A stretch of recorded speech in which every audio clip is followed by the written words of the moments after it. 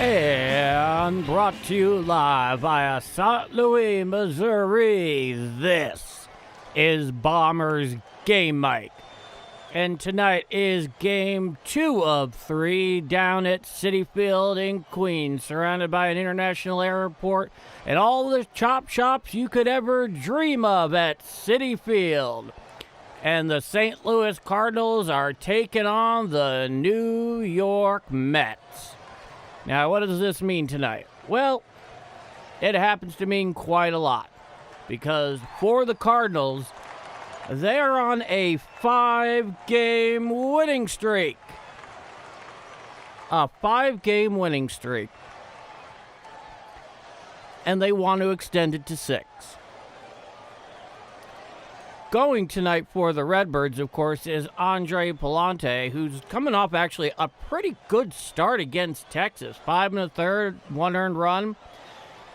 And it looks like the Mets are sending out an opener because they are sending out the reliever, Austin Warren, to start this game. He's done it once before this year, and he went a single inning. So I'm not 100% sure what the Mets story is there. However, the Cardinals are coming loaded for bear tonight. They have one of their more lengthened and stronger starting lineups. And boy, oh boy, if we didn't learn it last night, how much better is this lineup with Nate Church in it? I mean, I have nothing against Vic Scott. I think anybody who has been watching me do these calls know that I have a tremendous amount of admiration, especially for his defensive abilities in center field. However, Nate Church brings a lot of that same defensive prowess in center, and he's essentially a .250 hitter. In addition to that, Nolan Gorman, not in the lineup tonight. In fact, down at third is Jose Fermin. So in some ways, when you consider Nolan Gorman's recent struggles, this might be one of the best lineups that they have thrown out there this year. One moment.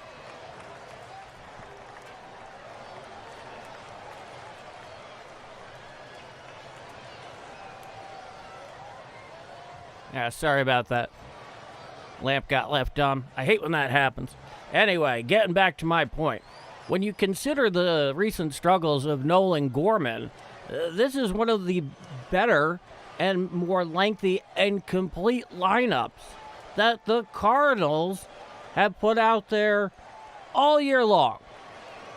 And they're going out against presumably what is an opener for the Mets tonight. And as far as Andre Pallante is concerned, you know, for the most part, with the sinker, keep it down in the zone, have good command and mix in that circle change. He can miss some bats. He's not afraid of contact. He's not a huge strikeout pitcher. We know this. But we have seen him succeed. And very recently against the Rangers, which is a very capable lineup. Also, last night, I think we got to see a lot of the Mets' dysfunction on display, where for whatever reason, there's always one core component when on the field that just doesn't pan out and leaves them with the kind of result that they had last night.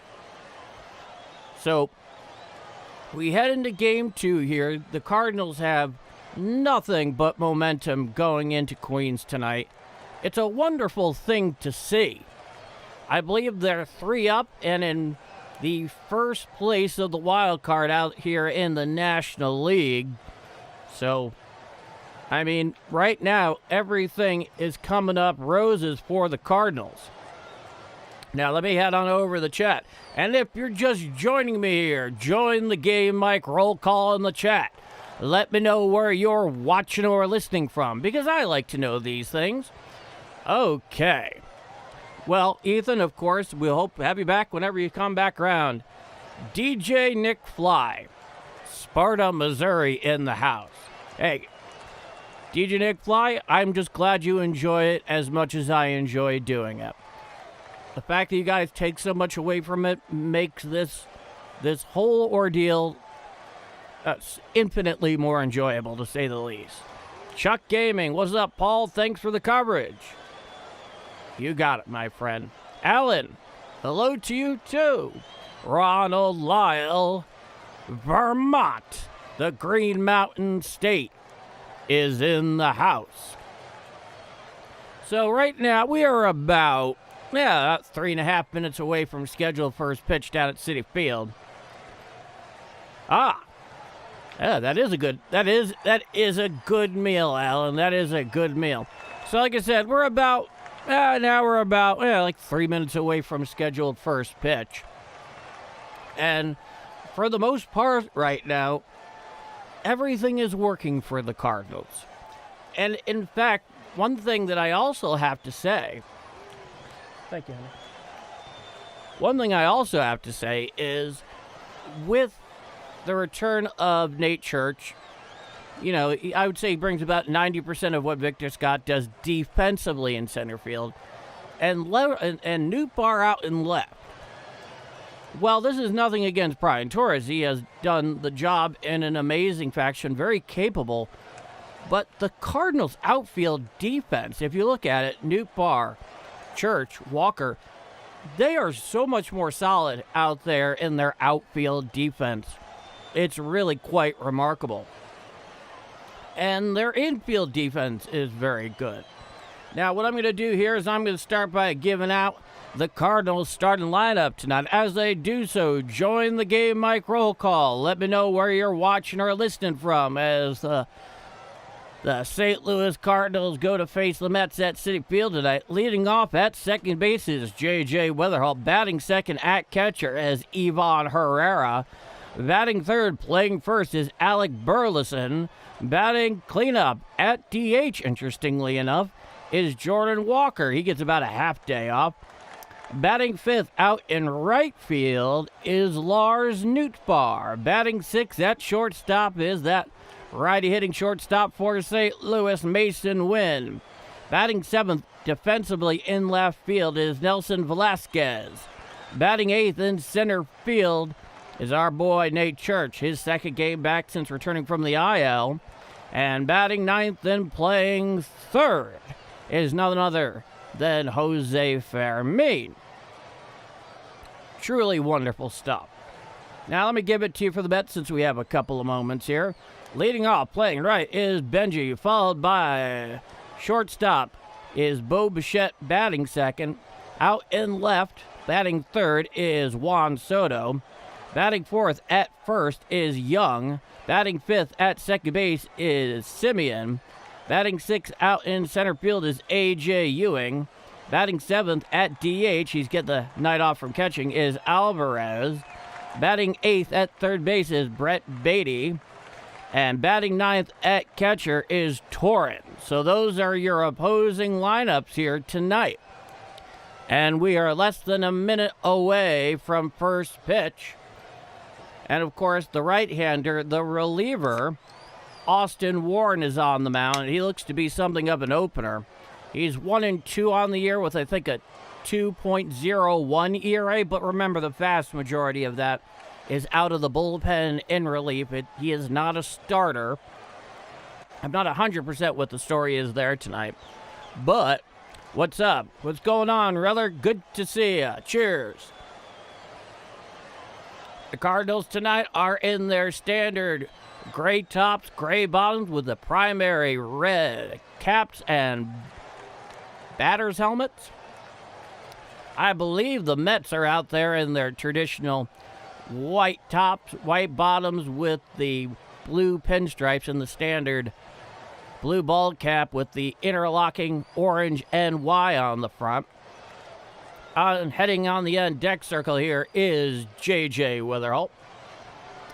Yes, indeed. Austin Warren, 22 1/3, 1-2 record, a 2.01 ERA, 9 walks against 23 strikeouts. Remember, he's really an opener tonight. He is a reliever. He goes on the sweeper, the sinker, the four-seam, curve, cutter, and changeup. A pretty standard arsenal of pitches for a lot of major leaguers in the modern age. So we are just about ready to get underway down at Citi Field. What do I think the score is going to be tonight? Man, if I knew that, I would definitely be using it on Parlay Market right now. That's what I'd be using to pay my rent. Howdy, Thurman. Uganda's in the house. Here's the first pitch from Warren. Up and away, and it is ball one, and we are underway. J.J. Weatherholt through 60 games, 245, 9 home runs, 27 RBIs. Here's the 1-0. A sweeper just off the plate away. The count is 2-0. But to better answer your question, Reller, I do think the Cardinals have the possibility of putting up some real runs tonight because they're just facing the Mets bullpen. Here's a 2-0. Fouled down the third base side, now to play on the sweeper away. The count is 2-1. But I'm a really bad prognosticator when it comes to predicted scoring, so I'm not exactly the guy you want to ask for that. What I can tell you is this. I think the Cardinals have a chance to put up some real runs against the Mets bullpen potentially. Here's a 2-1 to JJ. Sweeper away, 84 miles an hour. The count is 3-1. I hope you're doing well, Thurman. I hope you're doing well. Thank you for joining us so late, or so early in your case. It's a 3-1 count. Comes and is Warren. He deals. Foul down the third baseline and out of play. And the count is full to J.J. Weatherholt. Nobody on, nobody out. Top of the first inning. Citi Field crowd tonight on a Wednesday night just filing in. A little overcast down in Queens, but seems like an otherwise fine night for baseball. Here's the 3-2.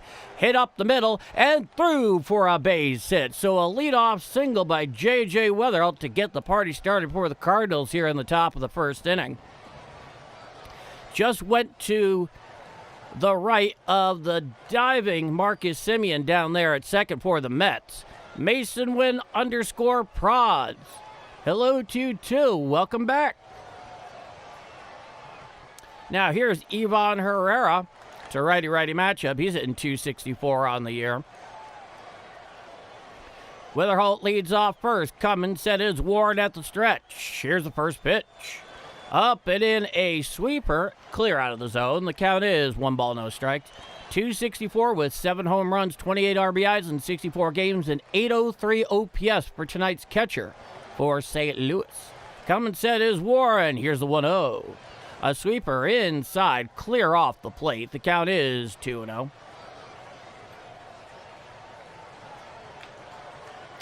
There we go. So it's a 2-0 count to Ivan Herrera.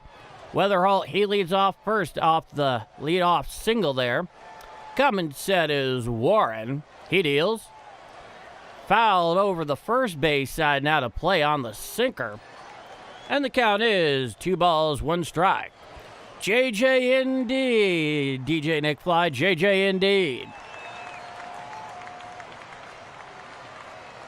Back onto the bump is Warren. He's moving quickly. He comes set. Here's a 2-1. He goes and throws down to first base, trying to get them picked off, but back in time is Weatherholt.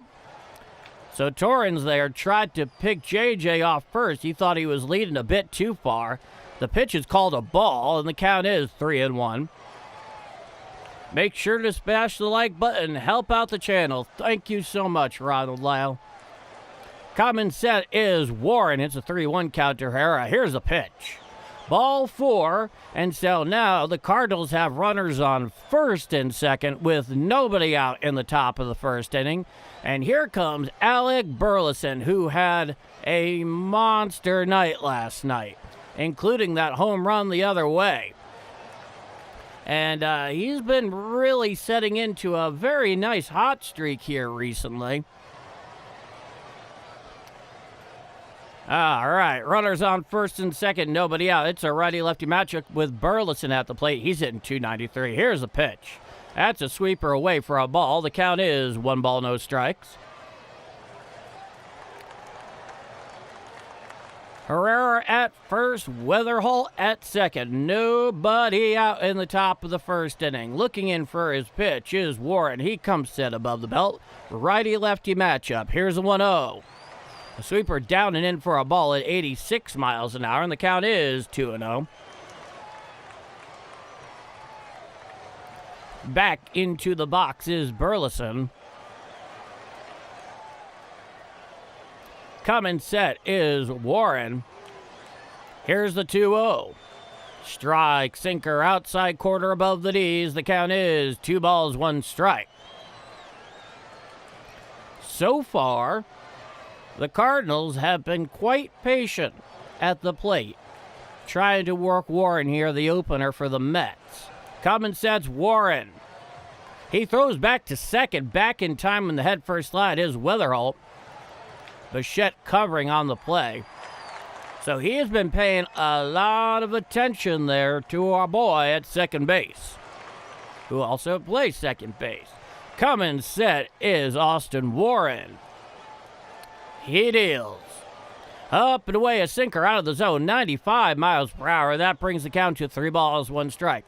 So Alec Burleson has himself in a classic hitter's count against Austin Warren, who's thrown 15 pitches already. Warren comes set above the belt. He's at the stretch. Here's the 3-1. Strike, sinker on the inner third, right at the knees to the lefty Burleson, and the count is 3 balls, 2 strikes. On deck is tonight's DH, Jordan Walker. He's basically getting a half day off. Out in right field was Lars Nootbaar tonight. In right field. Here's a pitch. Chopped to the first base side. Actually fielded by Simeon. He throws to first for the first out of the inning. Both of the runners will advance, however, on the ground ball to Simeon. So that'll put runners on second and third with 1 out. And here comes Jordan Walker. And Jordan Walker, this is a man who talks through his play. And boy, does he talk big with his play. 429, 1 home run, 5 RBIs in the last 6 games for Jordan Walker. He has much to do with this Cardinal winning streak right now. From the full winds, Warren, he deals. Swinging strike on the sweeper away. About knee high on the outside corner, and the count is 0-1. Jordan Walker, with runners in scoring position this season, is hitting .316 with 6 home runs and 36 RBIs, 11 extra base hits. Here's the 0-1. Hit on out there to left center field and in for a base hit. At least 1 run will score. It is Weatherholt, and that'll be an RBI single for Jordan Walker, and that gives the Cardinals a 1-0 lead. Oh, Jordan Walker just jumped on all over that pitch. It seemed to be a sweeper away that simply did not break properly, left up out of the outer third. Easily in is Weatherholt, and now the Cardinals have a 1-0 lead. And runners are on first and third with 1 out. And here comes tonight's fifth hitter, tonight's right fielder, because Jordan Walker's the DH, Lars Nootbaar. And there's already a conference going out on a mound with Austin Warren and the pitching coach. The entire infield's getting in. And there's a lefty getting hot down in the Mets bullpen already. Michigan in the house. Good to see a Music Foundation. Let's go. Indeed. This next pitch is going to be Warren's 20th. It's a righty-lefty matchup with the lefty hitting Nootbaar against the righty throwing Warren. Runners lead off first and third. Looking in for his side is Warren. He comes set. He deals. Foul down the third base side. Now to play on the four-seam fastball away.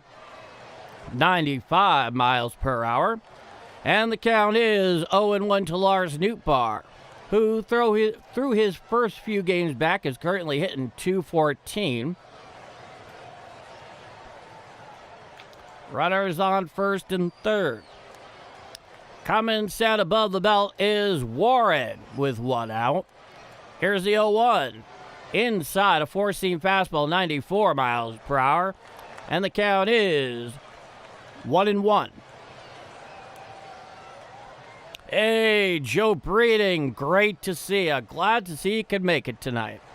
Runners on first and third. Coming set is Warren. Here's the 1-1. Foul down the third base side and slicing just out of play. And now the count is 1 ball, 2 strikes. For Life. Hello, everyone. How are you, Paul? I am fantastic. How are you, For Life? Great to see you tonight. 22 pitches so far for the opener, Warren. It's a 1-2 count with runners on first and third and only 1 out. Coming set is Warren above the belt. He deals.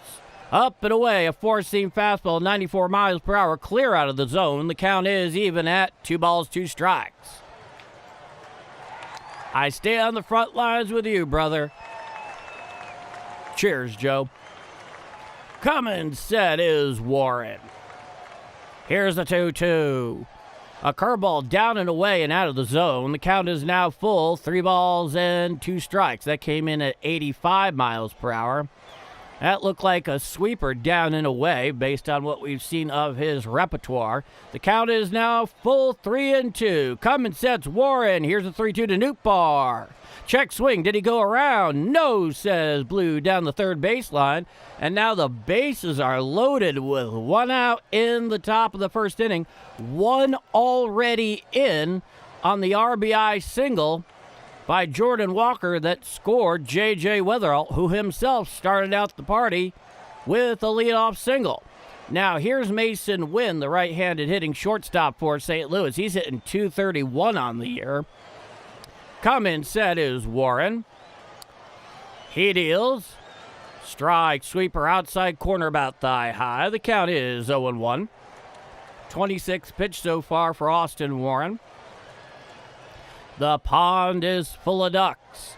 Roger Baseman, Tucson, Arizona's in the house. I owe you something, Roger, and I'll give it to you in the half inning. Coming set is Warren. Here's the 0-1. Hit to the right side, fielded there by Sabian on a hop. He throws the second one on to first, not in time. The run scores, and that will give the Cardinals a 2-0 lead on the ground ball RBI for Mason Wynn. In fact, he was a fielder's choice, so I don't think it counts as an RBI, but the run still counts. And that'll be 2 outs here in the top of the first inning. So a productive top of the first for the Cardinals, trying to give Andre Pallante some room to begin out here. Now, here's Nelson Velasquez. He's out in left today. .389 on the year is the right-hander. He's been with the big club for a little over a week, right around a week. Back in time is Mason Wynn. Head first slide. Was actually a pretty close play on the throw over there first. Runners on first and third with 2 out. Coming set is Ward. It's a righty-righty matchup. Here's the pitch. A sweeper down and away, 85 miles per hour for a ball. The count is 1-0. Oh, Joe, he has been such a productive piece, has Velasquez been, when they've had him in there. He does this they do the platoon thing with him. Here's the 1-0, swinging strike on the sweeper away, 85 miles an hour, and the count is 1-1. So the Cardinals are jumping all over Austin Warren early. He is the opener for the Mets tonight. Coming set is Warren. Here's the 1-1. Strike, 4-seam fastball, outer third thigh high, 94 miles an hour. And the count is 1 ball, 2 strikes. I'm playing MLB The Show as the Cardinals. Good choice of teams. This is the current MLB The Show. With the current roster, I'm curious.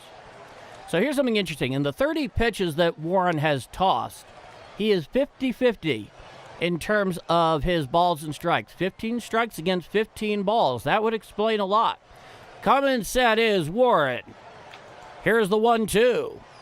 Sweeper out of the way and over the lefty batter's box. And now the count is 2 balls and 2 strikes.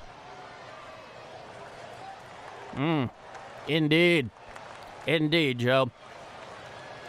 Coming sets Warren. It's a 2-2 count. Here's the pitch.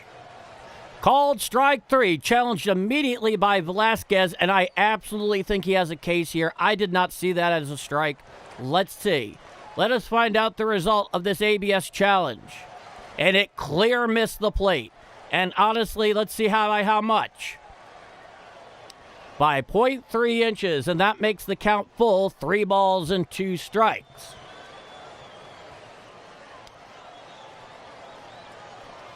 It's all right, Joe. You caught yourself. All I ask is that you just remove it. I'm not going to do it for you. Thank you, Joe. And so there seemed to be some confusion between the catcher, Torrens, and the home plate umpire. I don't know exactly what they could be discussing here. Let's see. Well, it has to do with the fact that Mason Wynn took off to second base, and I think he's a little upset that he doesn't go back to first, even with the call overturned. So there's a runner on second and third with 2 outs. And here's the pitch. Called strike 3, outside corner. That one was definitely strike 3. And that will do it, but not before the St. Louis Cardinals put up a 2 spot. And after 1/2 inning of play, it is the St. Louis Cardinals 2 and the New York Mets coming to bat. I'm Paul D. And this is Bombers Game Mike. It's cool, Joe. You caught yourself. Your credit's still good with me. For life. 36 likes. 200 people hit that like button. Everybody, let's go Cards. That was a nice way to begin things out. And Scott Reed, Biloxi is in the house. If you're just joining us here on Game Mike, join the Game Mike roll call in the chat. Let me know where you're watching or listening from. Dallas Cowboys fans. Dallas Cowboy fan for life. I've noticed for a while, I've been listening to these games while playing Lego Batman Legacy of the Dark Knight. It happens a lot. Really random thought, but still. I'm going to let you in on a little something there. Dallas Cowboys fan for life. When I'm playing a video game myself, like even the show, I'll have a long-form YouTube video going on, listening to it as I play, or I'll listen to, sports talk radio or something like that. I do it all the time, and it's one of the best ways to enjoy the process. Mort in Illinois, good to see you, Kathy. St. John's, Missouri, Joe Breeding. So we await the bottom of the first inning as Andre Pallante takes his warm-ups. He's coming off a very fine start against Texas. Spice Muffins has joined the chat.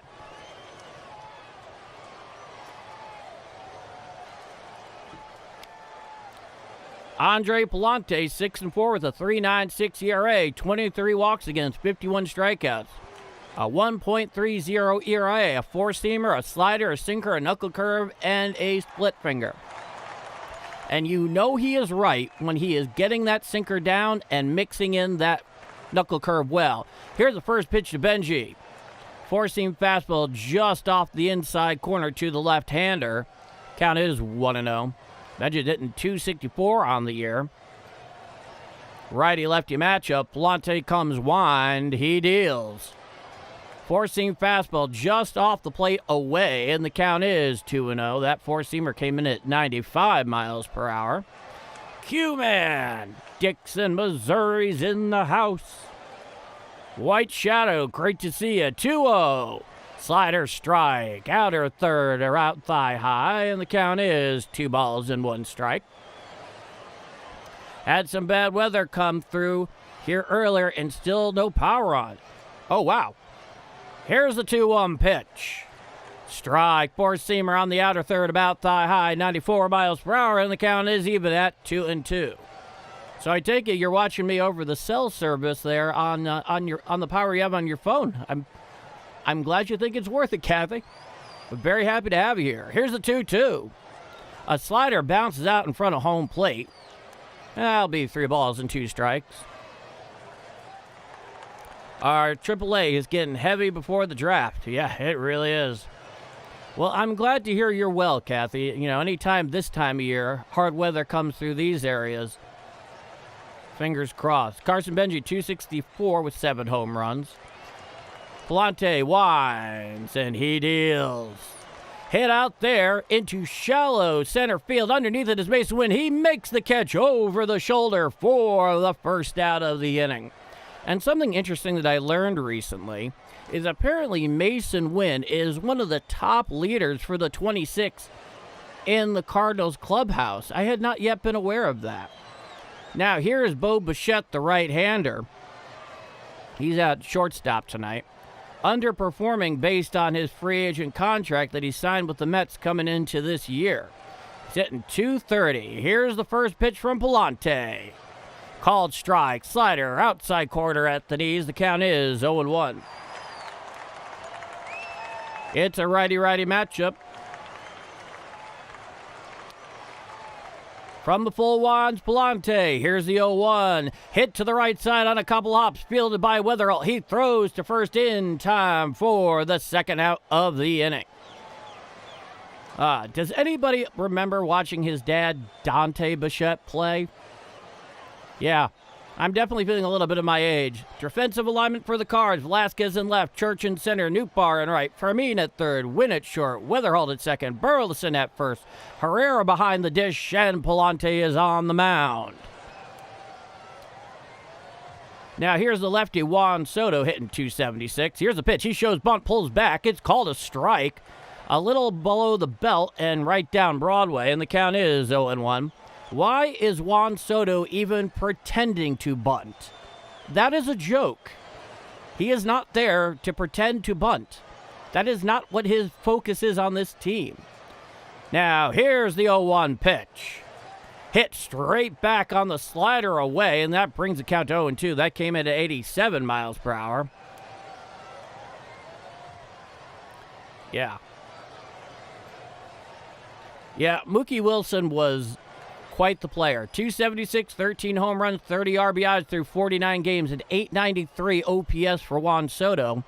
He did spend a spell on the shelf earlier this season for the Mets. And, of course, Francisco Lindor is sitting there right now. He hits .305 against the Mets career, does Juan Soto. Here's the 0-2. Upstairs, four-seam fastball, 96 miles per hour. The count is 1-2. Nobody on, 2 out. Bottom of the first, 2-0 Cardinals here in game 2 of 3. Pallante comes to the full wind. Here's the 1-2 to Soto. Chop foul down the first base line, and it stays fair. Fielded by Burleson, takes it to the bag himself for the third out of the inning. No runs, no hits, no walks, nobody left on. 1, 2, 3, go to the Mets. We head to the top of the second inning. It is 2-0 Cardinals down at Citi Field. I'm Paul D., and if you're enjoying my call here of Redbird action on Game Mike, by all means, do leave a like. Helps the growing channel out a ton, and I sure do appreciate it. You want to see more? By all means, hit subscribe. Every one of us would love to have you join us here in our slice of Redbird Nation. With that said, 2-0 Cardinals to the top of the second. Like number 50 already, jeez. Oh, Justin Beasley. Good evening, chat. Good evening, Paul. How did the Birds score? With a very fine top of the first inning. The first one was on a RBI single by Jordan Walker, and the other was on a fielder's choice by Mason Wynn. Those are your 2 runs. It's good to... Oh, Q-Man. Might be a no-show in upcoming games. In dire need of oral surgery. Have a huge headache due to multiple teeth. It will be no fun for 3 weeks. Q-Man, I do not envy the process that is ahead of you. But you can be certain of one thing. We'll all be here when you're ready. And you're back, and we'll be very happy to have you. I'm happy to have you right now. I missed you last time. Andy. People who don't hit like are ugly and their mamas dresses them funny. Oh, I appreciate the sentiment, but everyone's here at Game Mike. If they feel like leaving a like, hey, I feel like I earned it. Dallas Cowboys fan. Another game I wouldn't mind playing while listening to your call is Halloween when it comes to my favorite firm franchises. Finally getting a real game. Haven't played it myself, but I will take your word. Now, here is David Peterson, the left-hander, 57 in the third, a 5.18 ERA with a 1.59 whip, 8.79 strikeouts per nine. So Austin Warren is out of the game. That was our starter tonight for the Mets. Now begins the cavalcade out of the Mets bullpen. Lefty-lefty matchup here to Church. He shows bunt, pulls back, but it's a sinker called strike on the outside corner at the knees. The count is 0-1. Yeah, take care of your teeth and be well, Q, man. Couldn't have put it any better, Ronald Lyle. Here's the 0-1. Chopped to the left side, fielded there by Beatty. He throws to first in time for the first out of the inning. Brett Beatty was clearly playing in on the grass on the left side at third. He got it on a hop and was easily able to get Church at first. Now here is the 9-hitter, Jose Fermin. Nolan Gorman is getting the night off. So it's a lefty-righty matchup with nobody on, one out, top of the second, 2-0 Cardinals. Here's the first pitch. Up and in, four-seam fastball, 93 miles per hour for a ball. The count is 1-0.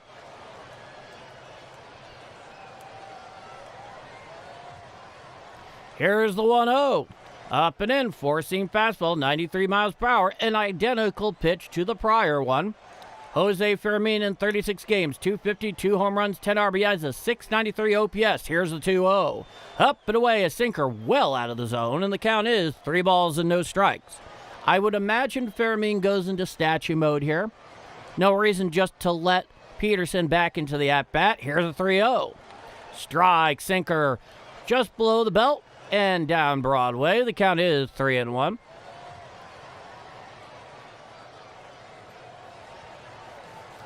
Peterson comes full wind. He deals.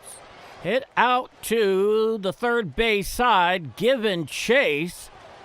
And it is into the stands, and that brings the count 3-2.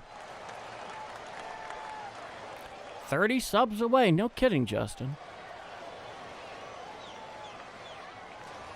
Niceville, Florida. Cheering cards on tonight. Good to see you, Robert Weller. It's a full count. Nobody on with one out. Peterson winds and deals. Hit down to the third base side. Fielded by Beatty behind the bag. He throws to first. And he can't pull it in. At first does Young, and so Fermin reaches. I don't know if they'll call it an error, but there's no question that Fermin is now on first base. That was actually a very difficult play. It was a one-hopper right down the line. It stayed fair. Beatty was throwing from foul territory just to the right of third, and Young at first base could not bring in the throw on a hop. So a runner on first with one out. Now the lefty-lefty matchup with Weatherholt in his second at-bat. He's 1 for 1. He had a leadoff single to start this game. Time is called by the home plate umpire. It is a pitch clock violation, and that'll bring the count to 1-0.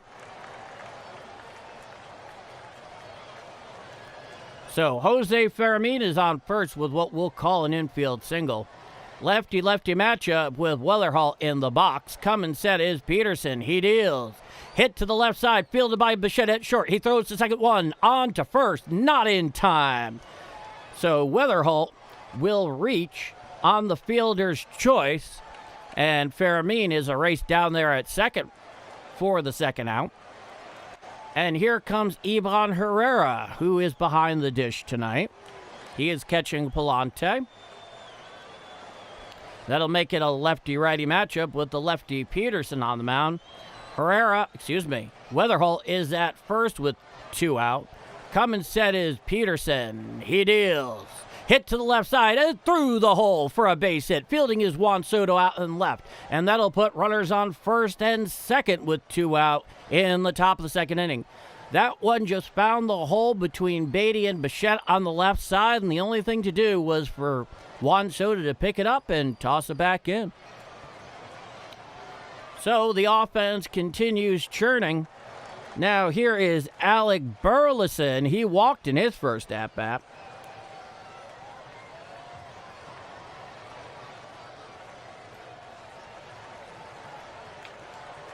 Excuse me, he did not. He's 0 for 1. My apologies. Runners on first and second with 2 out. It's a lefty-lefty matchup. Stepping off the rubber and bluffing back towards second. Really paying attention to J.J. Wetherall are these Mets pitchers out of the bullpen. Nobody was even covering. He's still looking back at him. Here's the first pitch to Burleson. Swinging strike on the sinker upstairs, 92 miles an hour. Count is 0-1. Alec Burleson 0 for 1 with a ground out, 291, 9 home runs, 46 RBIs. One of those home runs came yesterday to left field right here at Citi Field. Same deal, bluffs back towards second. J.J. Wetherall taking less than a nothing lead. I don't really know what the thinking is here. I really like the card style of baseball lately. I'll get to the rest of that in a moment, John. Cummins sets Peterson. He deals. Chop to the right side, fielded there by Young. Tosses to Peterson, covering at first for the third and final out of the inning. So, no runs and a couple left on. We head to the bottom of the second inning. It is 2-0 Cardinals out at Citi Field in Queens. And I'm Paul D, and this is Bombers Game Mike. All right, John. I really like the card style of baseball lately. This is going to get them far down the road. Small ball and keeping the defense out in the field for a long time. So another game today, 11-10. Oh, yeah, the Giants and the Nats. Yeah. Absolutely. Okay. No, the Cardinals are definitely not doing bad right now, Alan, that's for sure.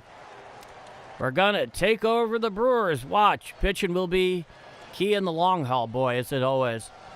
Richard, hi, good evening. Could you please bump over the box score a little bit to the right so we can read it? Yeah, just give me a moment.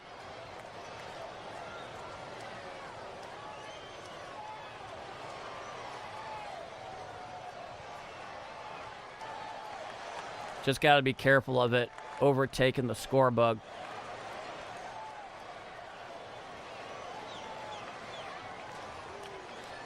That should be slightly improved for you. There you go. Rush dash. I hope the Cardinals don't push Wetherall too hard. I don't think you really have to worry about it too much. Oh, you're quite welcome, Richard. I'm glad I could give you a hand there. I don't think that's going to happen. I mean, they handled him very carefully when he had that sore groin last week. They were plenty fine with keeping him out. So I have to imagine they're watching him pretty darn closely. But anything is possible, professional sports. But for the most part, based on their prior decision-making and whatnot, and what seems to be their ethos with injuries, both position players and pitchers, they handle them very carefully. Now, here's the lefty first baseman, Young. Here's the first pitch from Pallante. A slider down and away for a ball. The count is 1-0. That came in at 85 miles per hour. Hey, Gabe, good to see ya. Common set is Pallante. Here's the 1-0. Here's a fly ball out into left field. Giving chase is Nate Church in front of the wall. He's underneath it, and it falls at the base of the wall. And so Young is going to go in and have himself a stand-up lead-off double in the bottom of the second inning. Oddly enough, Church could have actually had that ball. It just seemed to fall slightly beyond where he was holding his glove at the time. It went all the way to the wall. I mean, a couple extra feet, and it would have been a 2-1 game. It seemed to hit about I would say 3/4 down the wall or 1/4 up. I think Church would tell you that he should have had that, but them's the breaks. As we like to say in Yankee land, that's baseball, Susan. All right, now here's Marcus Semien with a runner on second, nobody out. Here's the first pitch. Strike, slider, right down Broadway, 86 miles an hour, and the count is 0-1. Marcus Semien through 66 games, 233, 8 home runs, 25 RBIs, a 631 OPS. It's a righty-righty matchup. Young leads off second. Coming set from the stretch is Pallante. Here's the 0-1. A knuckle curve down and away and in the dirt, 76 miles an hour. The count is 1-1. When Pallante is going well, the knuckle curve is effective, both to throw quality strikes and to induce swings and misses. That's one of his keys to success. Coming set at the Birds is Pallante. He steps off the rubber.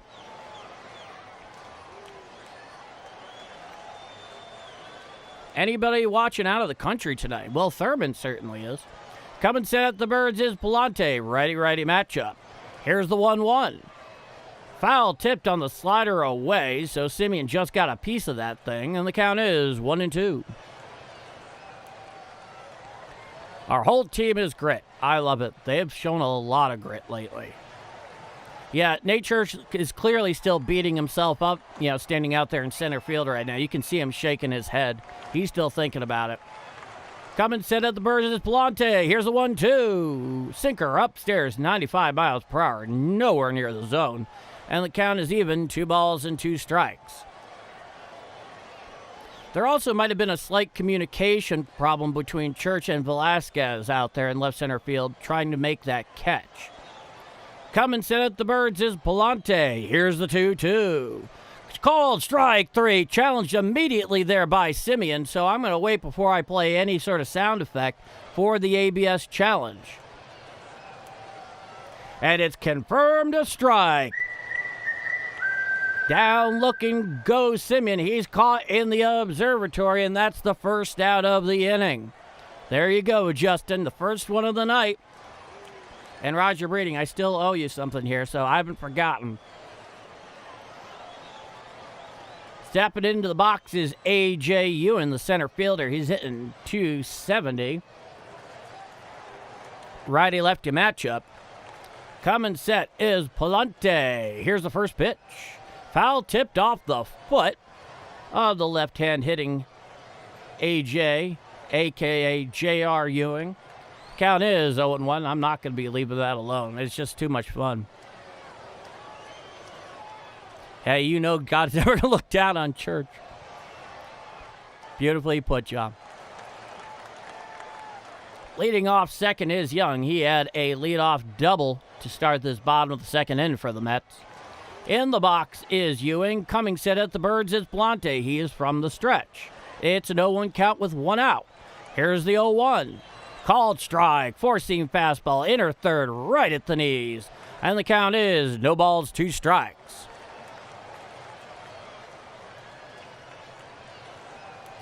Pallante's ahead in the count. He steps off the rubber so he can rub up the baseball a little longer and possibly get on the same page as Herrera. Ollie Marmol still very expressionless. Coming set at the Birds is Pallante. Here's the 0-2. A knuckle curve in the dirt, laying off it is Ewing. Came in at 79 miles an hour. The count is 1-2. It is great, David. It is great. I love it.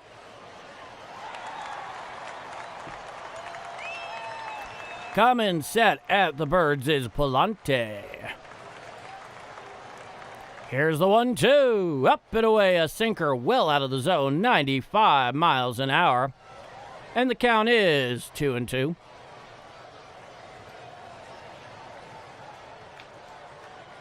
Young leads off second with 1 out, 2-2 count. Righty-lefty matchup with Ewing at the plate. Here's the 2-2 pitch. Chopped down towards second, fielded by Witherhall in a couple hops. He throws to first in time for the second out of the inning. Young moves over to third on the ground out. And now here comes Alvarez. He was catching last night. He is DHing tonight.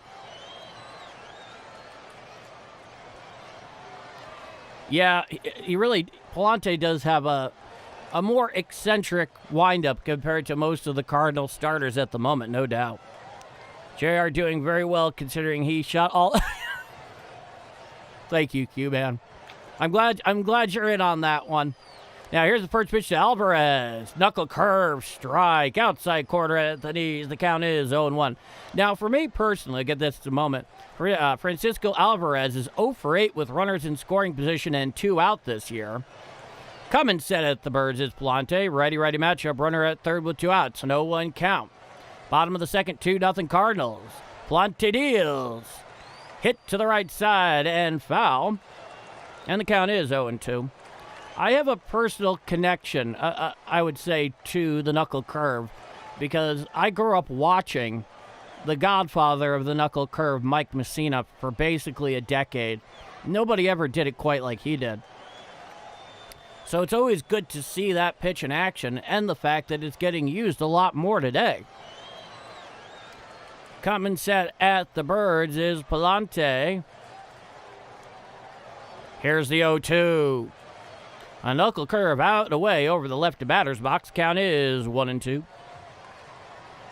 Like and sub, everyone. Come on for the amazing call from Paul D. Stay for the awesome community. Couldn't put it any better myself, Justin.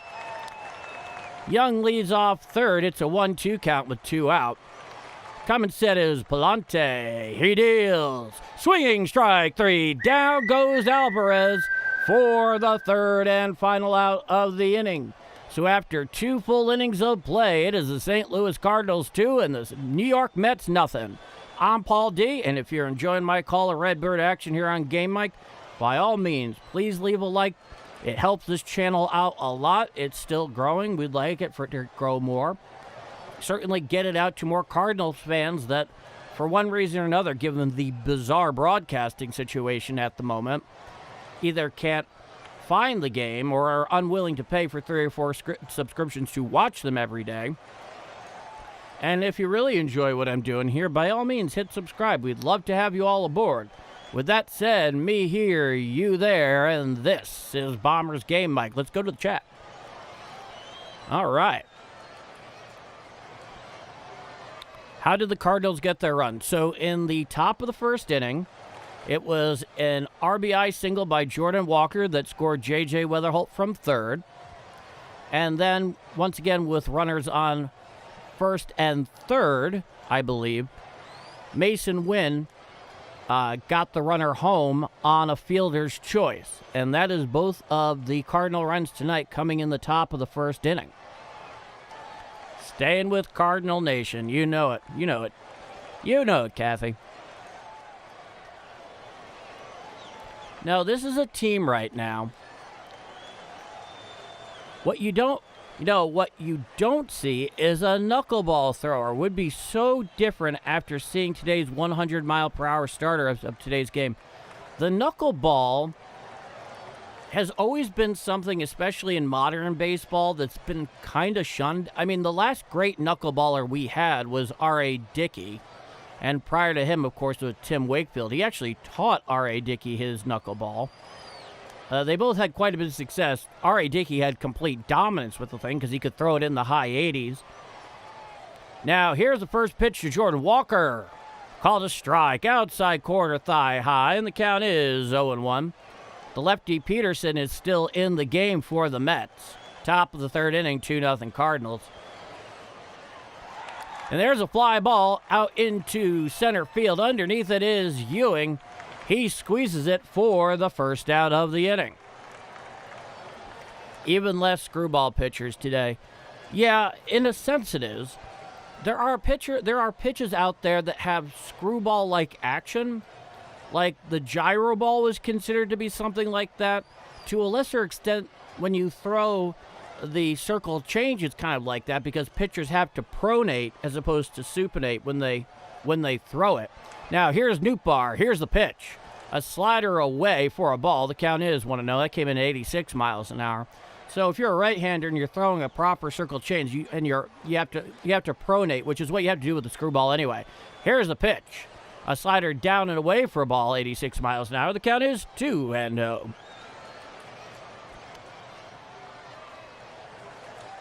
Yeah, I agree, Andy. Here's the pitch. Up and in, a sinker clear out of the zone, 94 miles per hour to the lefty Nootbaar. It's a lefty-lefty matchup. Lars reached on a walk in his first at-bat, so his second plate appearance, but he has not had an official at-bat. Here's the pitch. Sinker strike right down Broadway. Middle action at 92 miles an hour. The count is 3-1.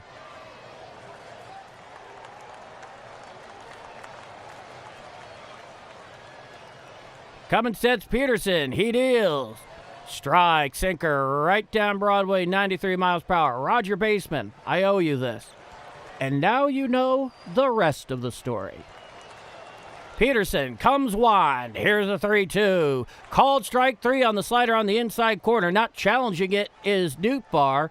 He goes down in the observatory for the second out of the inning. Phil Niekro did okay with the knuckleball. I think he did quite fine with that indeed.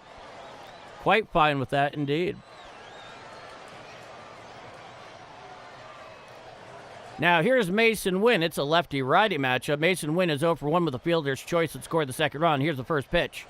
Four-seam fastball inside, nowhere near the zone. The count is 1-0. So nobody on, 2 out, top of the third inning. Mason Wynn's hitting .230, 2 home runs, 25 RBIs. Here's the 1-0. Strike, slider, outer third at the knees, and the count is 1 ball, 1 strike. That's the 22nd pitch from Peterson. He winds. Here's the 1-1. Strike, four-seam fastball on the outer third, about thigh high at 94 miles an hour, and the count is 1 ball, 2 strikes. Peterson comes full wind. The 1-2, well inside a four-seam fastball, 93 miles an hour. The count's even at 2 balls, 2 strikes.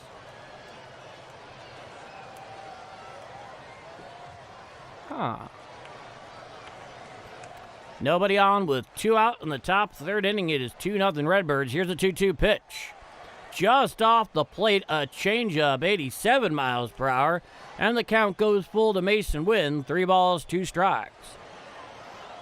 Oh, really? You threw submarine in high school? That's really cool. Here's the 3-2. Ball 4 on the sinker, well in, so Mason Wynn works a 2-out walk in the top of the third. And here comes Nelson Velasquez. Yeah, they're doing one of these mid-game interviews in the dugout with Dustin May. I mean, honestly, sometimes I really don't know what they're hoping to get out of these things, but they keep doing them. Did Joe and Phil ever play on the same team at the same time?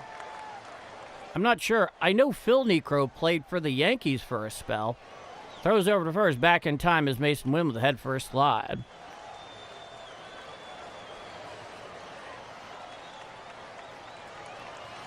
Back into the blocks is Velasquez. He's 0 for 1. Lefty-righty matchup. Leading off first is Mason Wynn, his second time on the base pass. Here's the 0-1. Here's the first pitch. Hit on out there into left center field. Going back, looking up, and it is long gone. A 2-run home run for Nelson Velasquez. It was an absolute no-doubter, and that gives the Cardinals a 4-0 lead. Oh, he just jumped all over that one from Peterson. That thing went a long way. That thing was easily 420 or 430 feet at Citi Field. I've sat out in those seats in left field right there at field level at Citi. It's a long way from home plate. Yeah, beyond even what the old walls were when they first opened the ballpark in 2009. Oh, yeah, that was a big one. Velasquez really doing the job in part-time duty. Now, here's the first pitch. Nate Church hit to the right side. Fielded in a diving stop there by Young. He takes to the back himself for the third and final out of the inning. But not before Nelson Velasquez goes about 420 feet deep to left center field and gives the Cardinals a 4-0 lead. I'm Paul D., and this is Bombers Game Mike. That was a classic call on that home run, Paul. Very exciting. Music Foundation, I am so glad you think so. And you don't have to sell me, but you're making yourself more known in the chat. Is there something that can call you other than your YouTube handle name? I mean, I'll keep calling you that. But over time, it just makes it easier, and we just kind of become used to each other by our first names after a while. So if you're cool with that, please let me know. Okay. Andy Heitman, 82 likes in the third. I love to see it. Wow, that is a lot. Velasquez, you my boy, Blue. Yeah, Joe, you were high on him from the very first at-bat tonight. Way to go, Cardinals. You know it, David. And we are Cardinals Nation. Cheers, Lyle. Chuck Gaiman, loving this so far. You and me both. Joe Britting. But never get rid of him. Hey, Major League Baseball is all about usefulness, and right now, Nelson Velasquez is very useful to the Cardinals. He has really just been absolute dynamite from his very first at-bat, the very first pitch. That 3-run home run against the Cubs last Friday night is definitely evidence of that. Justin Beasley, I honestly feel like the Mets should be embarrassed by being this bad. I can assure you they are, and so are their fans. It is a very dysfunctional situation in Queens right now, as opposed to up in the Bronx, while they're dealing with his injuries. All right, we're here for the bottom of the third, and Andre Pallante is out for his third frame of work. Now, here is Brett Beatty, the third baseman. He is the 8-hitter tonight. On deck is the catcher, Torrens. It's a righty-lefty matchup. Here's the first pitch to Beatty. Hit to the left side, fielded there. No, beyond the glove there of Jose Fermin in the hole between third and short. And so that will be a leadoff single for Brett Beatty. I thought off the bat that Fermin was going to get to it, but it was just past his outstretched glove. And Mason Wynn couldn't get to it either. Very well placed by Beatty. Mets have the leadoff runner on here in the bottom of the third inning. Now, here's the catcher, Luis Torrens, through 41 games, 218, a home run, 15 RBIs, a 598 OPS. Runner on first. It's a righty-righty matchup. Nobody out in the bottom of the third. Here's the pitch. Going towards second is Beatty, and he is in because the throw gets away from Weatherholt, but it wouldn't have mattered. Beatty would have made it in time even with a proper throw. And the ball is called a strike. Well, the pitch is called a strike, I should say. And this is the thing about Ivan Herrera. Actually, had J.J. Weatherholt been able to put it in, he actually would have probably gotten Beatty. But here's the thing about Ivan Herrera. I'll get to this in a moment. Righty-righty matchup with Torrens. Here's the 0-1. Foul down the first base side now to play, and the sinker up and away. 89 miles per hour. The count is 0-2. Ivan Herrera is a very fine receiver. The pitchers that he catches in the rotation like him a lot. But throwing out runners, either at second or third, is where it tends to fall apart from him. It just is. Coming set is Pallante. Here's the 0-2. A knuckle curve bounces out in front of home plate, 81 miles an hour. The count is 1-2.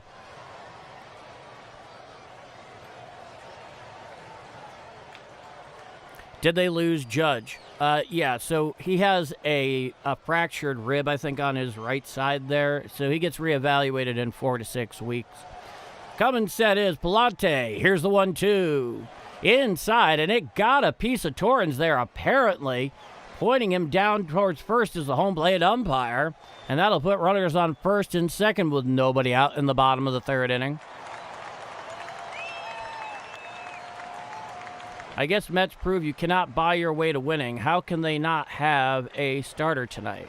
I'm not 100% what the story is there. But, yeah, what you're saying is absolutely correct. I was talking a bit about this last night in terms of Steve Cohen's approach to ownership since he bought it from the Wilpons. Runners on first and second. Here's the first pitch to Benji. Strike, four-seam fastball down and in at the knees. The count is 0-1. There we go. Carson Benji is 0 for 1 with a pop-out, but he's hitting .263 with 7 home runs, 26 RBIs. It's a righty-lefty matchup. Runners on first and second with nobody out. Bottom of the third, 4-0 Cardinals. Here's the pitch. Foul down the third base side. Now to play on the four-seam fastball. Came in at 96 miles per hour from Pallante. And the count is now no balls, 2 strikes. You know, he's one of those guys who come in here. He's out of the world of finance, so literally the way he makes money is by literally making money. Now, shaded well over towards the right field side is the infield defense. Runners on first and second with nobody out. It's an 0-2 count to Benji. Coming set at the Birds is Pallante. Here's the 0-2. Swing strike 3 on the knuckle curve in the dirt for the first out of the inning. And boy, did he chase on that one. It was a good knuckle curve, but boy, talk about pressing. There's one out. So when Stevie Cohen bought the Mets from the Wilpons a couple of years back, he was a big Mets fan coming into it, and he was resolved to spend. And it has not exactly turned out that well. Now here's Bo Bichette. He's 0 for 1. Up and in, a sinker, 96 miles an hour. The count is 1-0. Runners on first and second with 1 out. Bo Bichette is 0 for 1 tonight. The righty hitting shortstop for New York. Coming set at the Birds is Pallante. He deals. Swinging strike on the sinker in 95 miles per hour. Bichette swung right over the top of that, and the count is 1-1. And so what certainly Steve Cohen has learned is that dollars and cents alone don't buy you winning. Coming set at the Birds is Pallante. He deals. Foul tipped on the slider away. Goes rolling back behind home plate. And Pallante is ahead in the count 1-2 over Bichette. Because it's so much more than that. It's about having the right people in the front office, the right people in the clubhouse in terms of coaches, a good player development system, and a proper farm system, depth in the organization, chemistry. Not everybody you can sign, you should sign. You can kind of see where I'm going with this. Here's the 1-2. Check swing on the slider down the way to get around. Yes, says the home plate umpire. And that is the second out of the inning. So a couple of strikeouts for the first couple outs in the bottom of the third for Pallante. The Mets still have runners on first and second, but now with 2 out. Isn't this supposed to be the Cardinals' rebuild year? It's that too. It is apparently that too. Wow, 90 likes, 209 people watching. Thank you so much for life. I really appreciate it. Time is granted by the home plate umpire at the behest of Herrera. Now here's Juan Soto. He's 0 for 1. This is one of those big signings that hasn't really worked out for them yet. In runners in scoring position with 2 outs this season, he's 2 for 13 with a homer, 6 RBIs, and 1 extra base hit. Coming set is Pallante. Here's a pitch. Strike, knuckle curve, challenge immediately there by Soto, and he has a definite case. That looked low, to be sure. But let's find out what ABS has to say. And it's overturned. It is indeed a ball. And the count is 1-0. A very generous home plate umpire tonight on the calls. We don't think we've seen our last ABS challenge.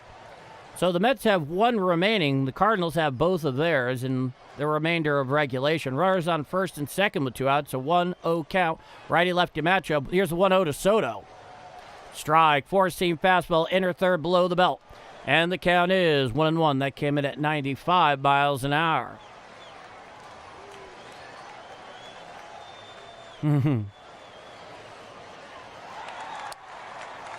Coming set is Pallante at the Birds.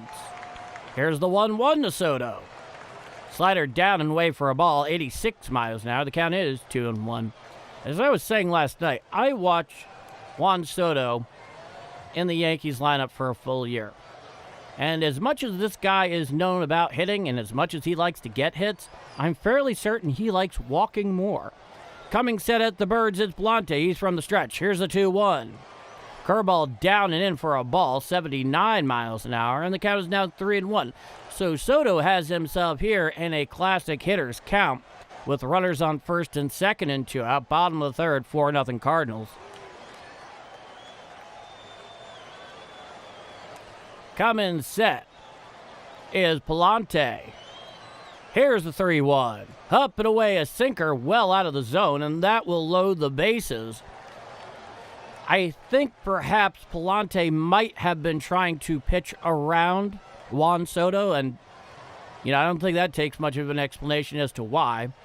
Now, here's the lefty hitting first baseman Young. He's 1 for 1 tonight.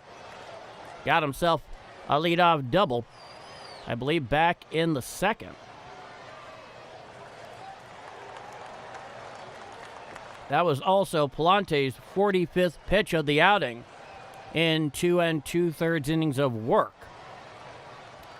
So Young steps into the box with the bases loaded in 2 out, bottom of the 3rd inning. 4-0 Cardinals down at Citi Field here in Game 2 of the 3-game set.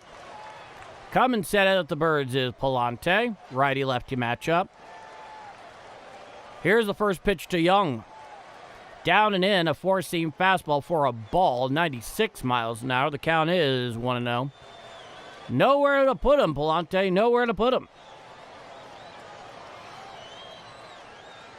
Pallante comes set at the stretch. He sets at the Birds. Here's a pitch. Foul down the third base side now to play on the slider away, and the count is 1-1. Slightly overcast, it would appear, down at Citi Field tonight, but it does seem to be a comfortable and pleasant night for baseball. Bases are loaded with 2 out. It is a 1-1 count, righty-lefty matchup. Here's a 1-1 to Young. Swinging strike on the knuckle curve, down and away. Swung over the top of that one, did Young. And the count is 1-2 strikes. Oh, that was a nasty knuckle curve. That would have made Mike Messina proud. Coming set at the Birds is Pallante. He's ahead in the count, 1-2 over Young. He deals. Chopped up towards second base, fielded by Mason Wynn. Throws to first in time to get the runner at first. So Pallante gets himself out of the bases loaded with 2 out in the bottom of the 3rd inning. And we head to the top of the 4th. It is 4-0 Cardinals down at Citi Field. I'm Paul D. And if you're enjoying my call of Redbird action here tonight on Game Mike, please do leave a like. It helps the channel out a ton, and I am very much grateful for it. You want to see more? Hit subscribe. Every single one of us would love to have you aboard. With that said, 4-0 Cardinals going to the top of the 4th. Yes, yes, yes. I would play for a lot less. You and me both, Ronald. That was a nice job by Pallante. Yes, it was, Sam. And good to see you. All right. How many pitches does he have? So I think he is at just under 50. Let me take a quick look.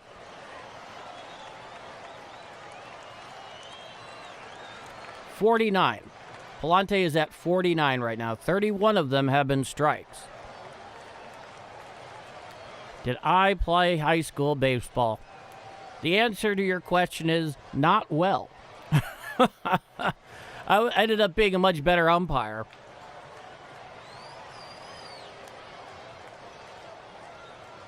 Oh, and now you know the rest of the story. There you go, Roger. Sorry I missed that last night. It was just in a flurry of comments in the chat, and it passed me, and I realized it later. Oh, Piggy 310. I love your channel, dude. I miss St. Louis so much, and especially my Cardinals. Feels like I'm there. Well, that is an incredible compliment, and I'm glad you're digging it here so much. As far as I'm concerned, you are always welcome here. Welcome aboard. Dieter Ladio, let's go Mets. We have a Mets fans in our Mets. Welcome. You're very welcome, Roger. Did Ozzy do his backflip tonight? All right, Peterson's out for his 3rd frame. Here's Jose Fermin. He's 1 for 1. Here's the pitch. Hit out there into left center field. It is a high fly ball. Heading out to the track. Tracking it down is Soto in front of the track for the first out of the inning. So a fine play there by Juan Soto in left center, getting to that ball. It really hung up there off the bat of Fermin. And that is the first out in the top of the 4th inning. It's good to see you, Hayden. Hello, Paul. Cardinals have been on a roll. Sorry I haven't been able to be on. I've been busy with work and a bunch of other things. Your commentary is always super energetic and entertaining. Well, thank you, Hayden. Here's the first pitch to Weatherall. Sinker strike, outer third, about thigh high. The count is 0-1. Peterson has definitely steadied the ship since coming in relief of Warren. Here's the pitch. Curveball for a strike. It was a high one, but JJ is not challenging it. Weatherall's 1 for 2 with a single and a run. He led off the game with a single. Here's the 0-2. Chop foul over towards the Mets on deck circle. The count is 0-2. 4 likes away from 100. The 10 games that always, I'm incredibly grateful for it, but every time I hear that, it's almost surreal, if I'm being completely candid here. I'm thrilled to the heavens about it, but it's one of those things you take a moment and you say, geez. Here's the 0-2. Up and away for a ball, four-seam fastball, 94 from Peterson. The count is 1-2. One game at a time. That's why I think of it, Kathy. Here's the 1-2. Hit up the middle and stopped by the leg of Peterson, but nobody can make the play. So an infield single by Weatherall with 1 out in the top of the 4th inning. Peterson just stuck his leg out there on the follow-through. The ball got his foot or part of his leg, it looks like, on a hop. Let's see it here. Yeah, it was on a hop. And it definitely slowed it down. Actually, maybe it was his hip. But it slowed it down enough into really no man's land behind the mound, but in front of second base. Nobody could get to it. So Weatherall reaches first with 1 out. Now here's Ivan Herrera. He's 1 for 1. It's a lefty-righty matchup. Runner on first with 1 out. 4-0, top of the 4th. Here's the pitch. Up and away, four-seam fastball, clear out of the zone, 91 miles an hour. The count is 1-0.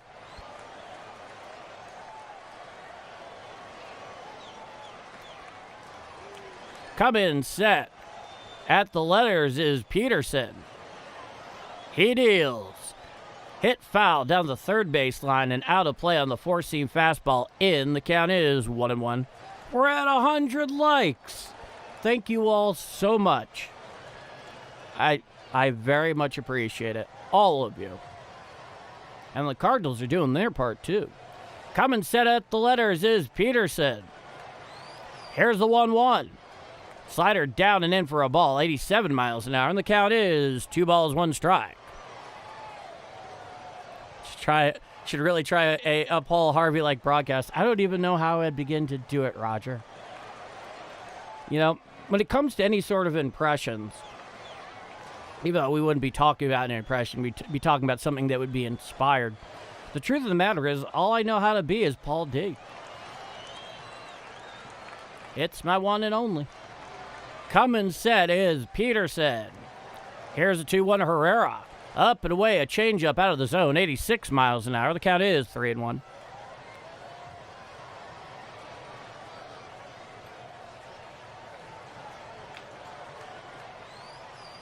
That's so glad. I'm so pleased to read that, Music Foundation. Here's the 3-1.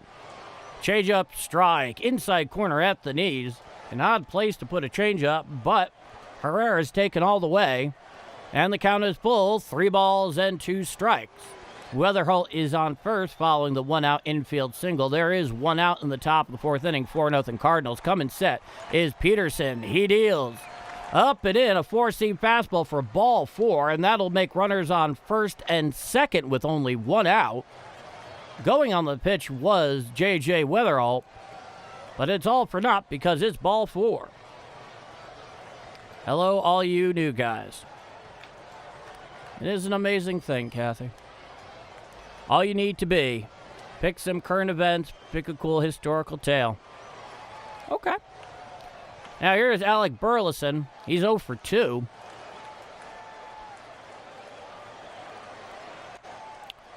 Coming set is Peterson. Here's the first pitch to Burleson. A slider down and away and out of the zone, 86 miles an hour. The count is 1-0. Mason Wynn _prods. Would you say I'm an OG? I would say at this point everybody is an OG, so most definitely yes. Here's the 1-0. A slider down and away out of the zone, 86 miles an hour. The count is 2-0. Richard Talley off to a good start. Go Cardinals. Yes, they are. Runners on first and second with 1 out. Lefty-lefty matchup. It's a 2-0 count to Alec Burleson. He's 0 for 2. Peterson comes set at the letters. He deals. Here's a fly ball out to left center field, going back in front of the wall, up against the 370. He makes the catch, and Ewing tosses it back in, staying right there at first and second are both Weatherhull and Herrera. So Burleson gives it a ride. A.J. Ewing does a beautiful job tracking that thing down in left center field. A very impressive play. Even if it's for the opposition, you got to give him credit. Not everybody in the league is getting around to that ball. And so the runners are down on first and second with 2 out. Here comes Jordan Walker, who's 1 for 2 with an RBI single back in the first. Lefty-righty matchup. Coming set at the letters is Peterson. He's thrown 43. Here's the pitch. Hit back behind the plate and out of play on the changeup away. And the count is 0-1. That came in at 86 miles an hour. No, he tracked that thing right down up against the 370 sign in left center field at Citi Field. Coming set at the letters is Peterson. Here's the 0-1. Well inside, four-seam fastball, 93 miles an hour. The count is 1-1.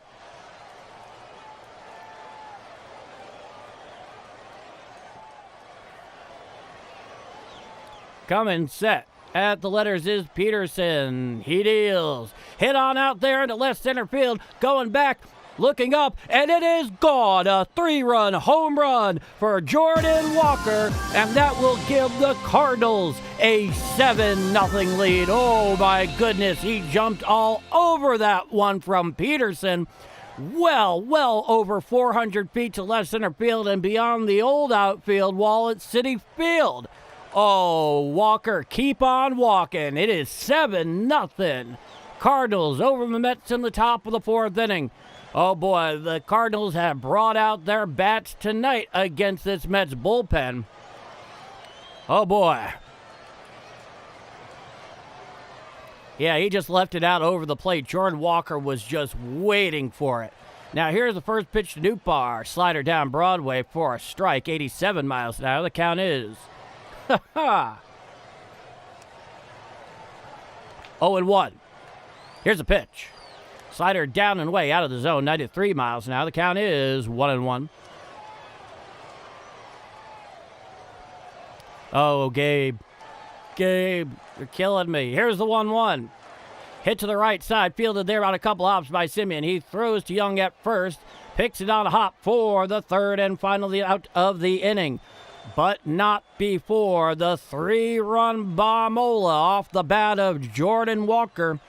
He is putting together his resume for NL MVP at the moment.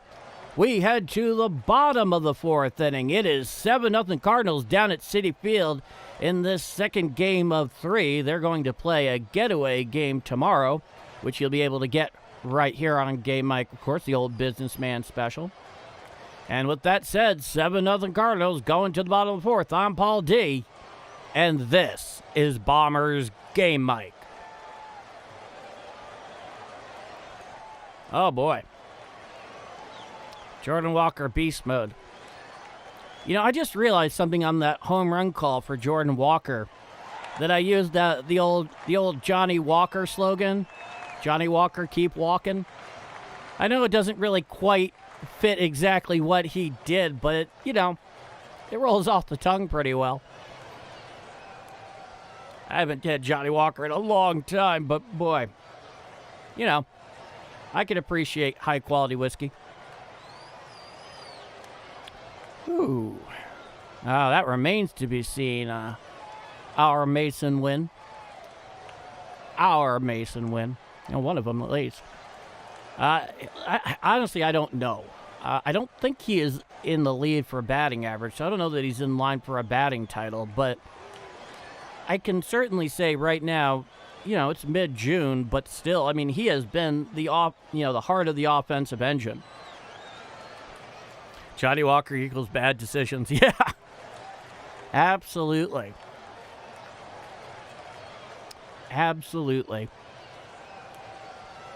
Maybe not as bad as tequila, but, that's a different story. All right, we're here for the bottom of the 4th inning. Andre Pallante is out for his 4th frame of work. Win is a winner. Yeah. Absolutely. Stepping in is Marcus Semien to hit second at bat. Slider called strike, outside corner thigh high, righty-righty matchup, and the count is 0-1. Marcus Semien's hitting .222 on the year. Here's the 0-1. Foul down the first base side, out of play on the sinker away, and the count is no balls, 2 strikes. So Andre Pallante has quite the cushion to be working with right here.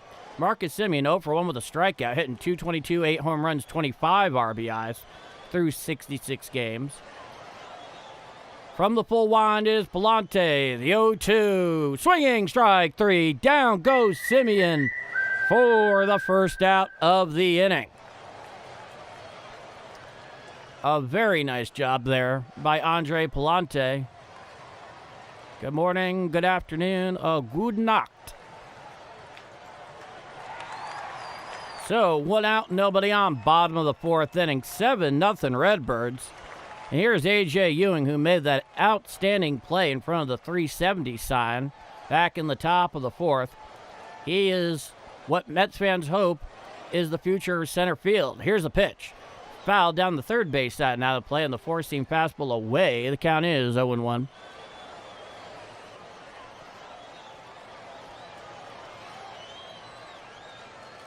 It's a good idea, Q-Man. Here's the 0-1.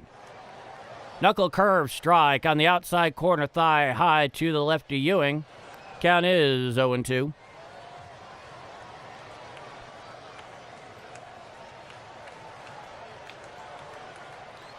Coming full wind, the 0-2 pitch. Knuckle-curve in the dirt, laying off it is Ewing. And the count is 1-2. I'll take that whistle on ice. Yes, I love it.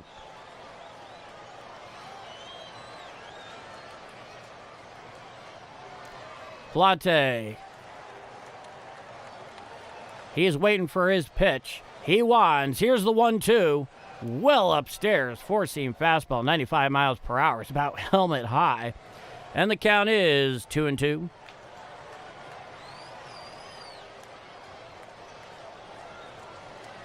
From the full wind, here's the 2-2. Foul down the third base side now to play. The count is still 2-2. That thing came in at 95 miles an hour. So the Cardinals their offense has seriously woken up here. Pallante, he has his sign. He comes wind. Here's the 2-2. Knuckle curve in the dirt. Holding off on that one is A.J. Ewing. Was not even remotely tempted. The count is full. 3 balls and 2 strikes.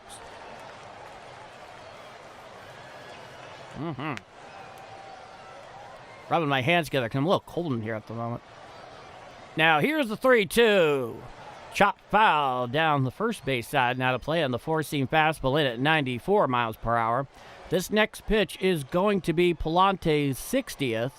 In 3 1/3 inning of work. Pallante comes wide. He deals.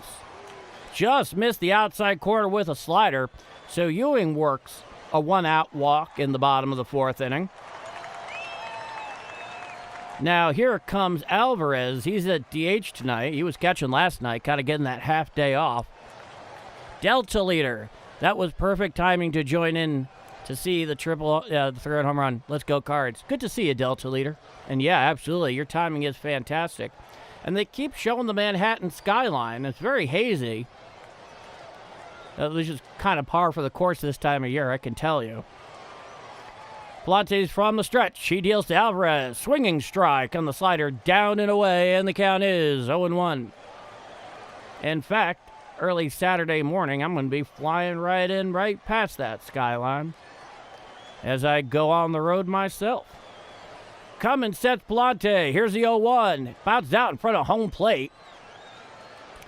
And staying at first is Ewing on the play. It's obviously a ball. The count is 1-1. See you tomorrow. Too much pain to lay down. God bless you. Q-Man, you take care of yourself. That's all that matters. It's always good seeing you. Coming set at the Birds is Pallante. He's from the stretch. Here's the 1-1. Hit out to left field. Going back. Looking up. And it is gone. A 2-run home run for Alvarez. And that will bring the Cardinal lead now to 7-2 here in the bottom of the fourth inning. And Alvarez, it was not a very high hit ball. It didn't have an extreme launch angle, but it definitely did the job and got clear over the fence going down the left field line. Very solidly hit there out of the hand of Pallante. And Pallante just put basically a cement mixer slider that just spun middle. And Alvarez went and did with it what any good major league hitter should. That'll make it 7-2 Cardinals. Here's the first pitch to Brett Beatty. Four-seam fastball, strike, inside corner, thigh high. The count is 0-1.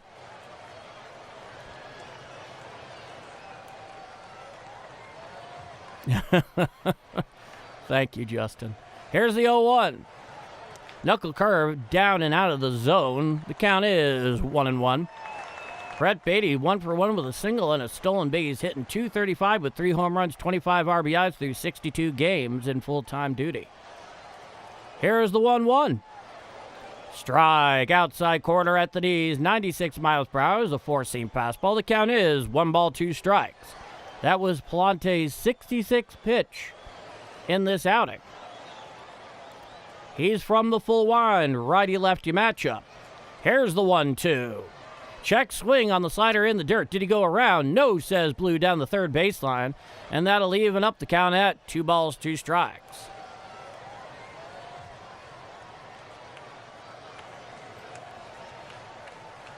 Well, Joe, I guess it depends on the pitch they're throwing. Coming one, the 2-2 to Beatty. Hit to the right side, fielded there on the ground by Weatherall. He throws to first in time for the second out of the inning. Yeah, so when it comes to his knuckle curve, for example, having a high rotation rate is certainly a very good thing.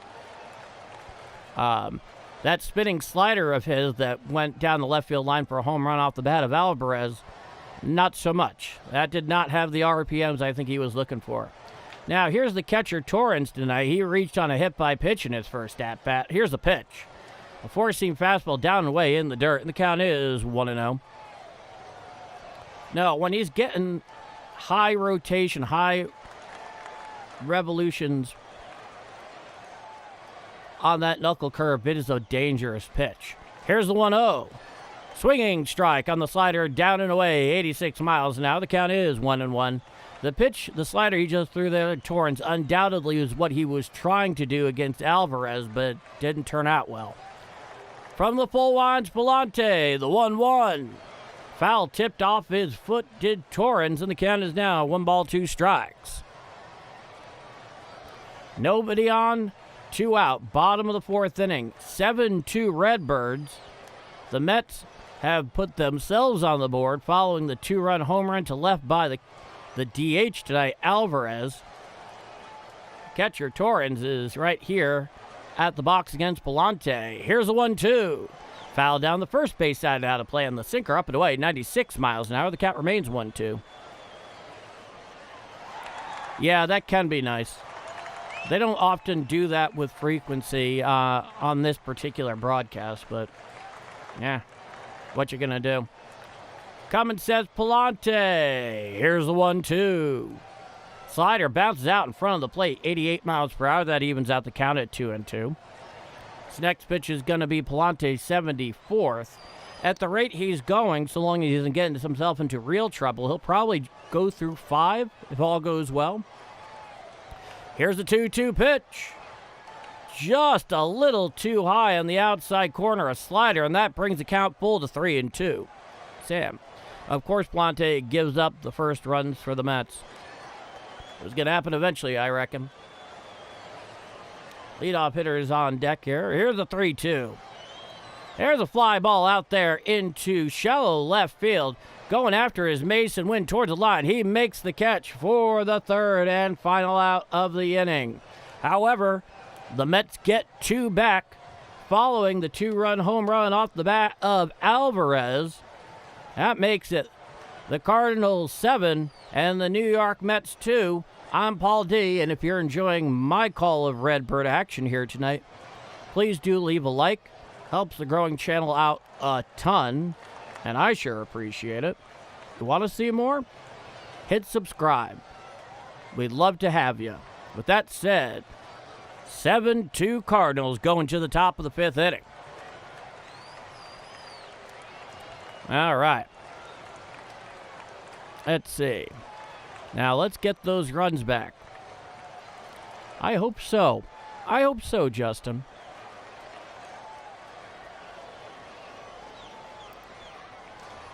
No, right now the Cardinals do have themselves in a fine place, but it's Major League Baseball, so you definitely can't let your foot up off the gas.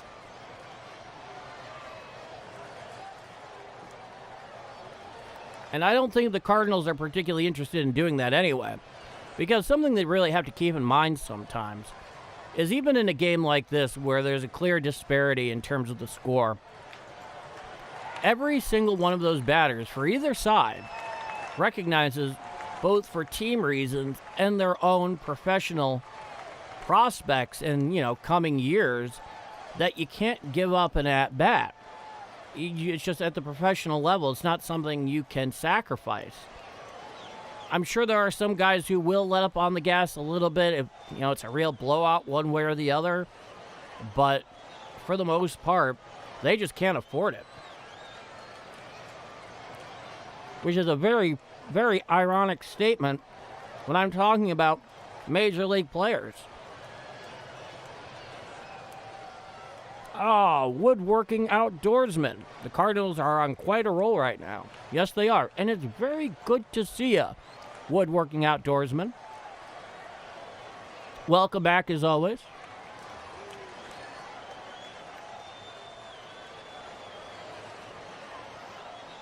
Now here's Mason Witten for his third at-bat.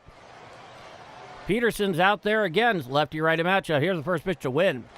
Curveball strike. Outer third at the knees. The count is 0-1.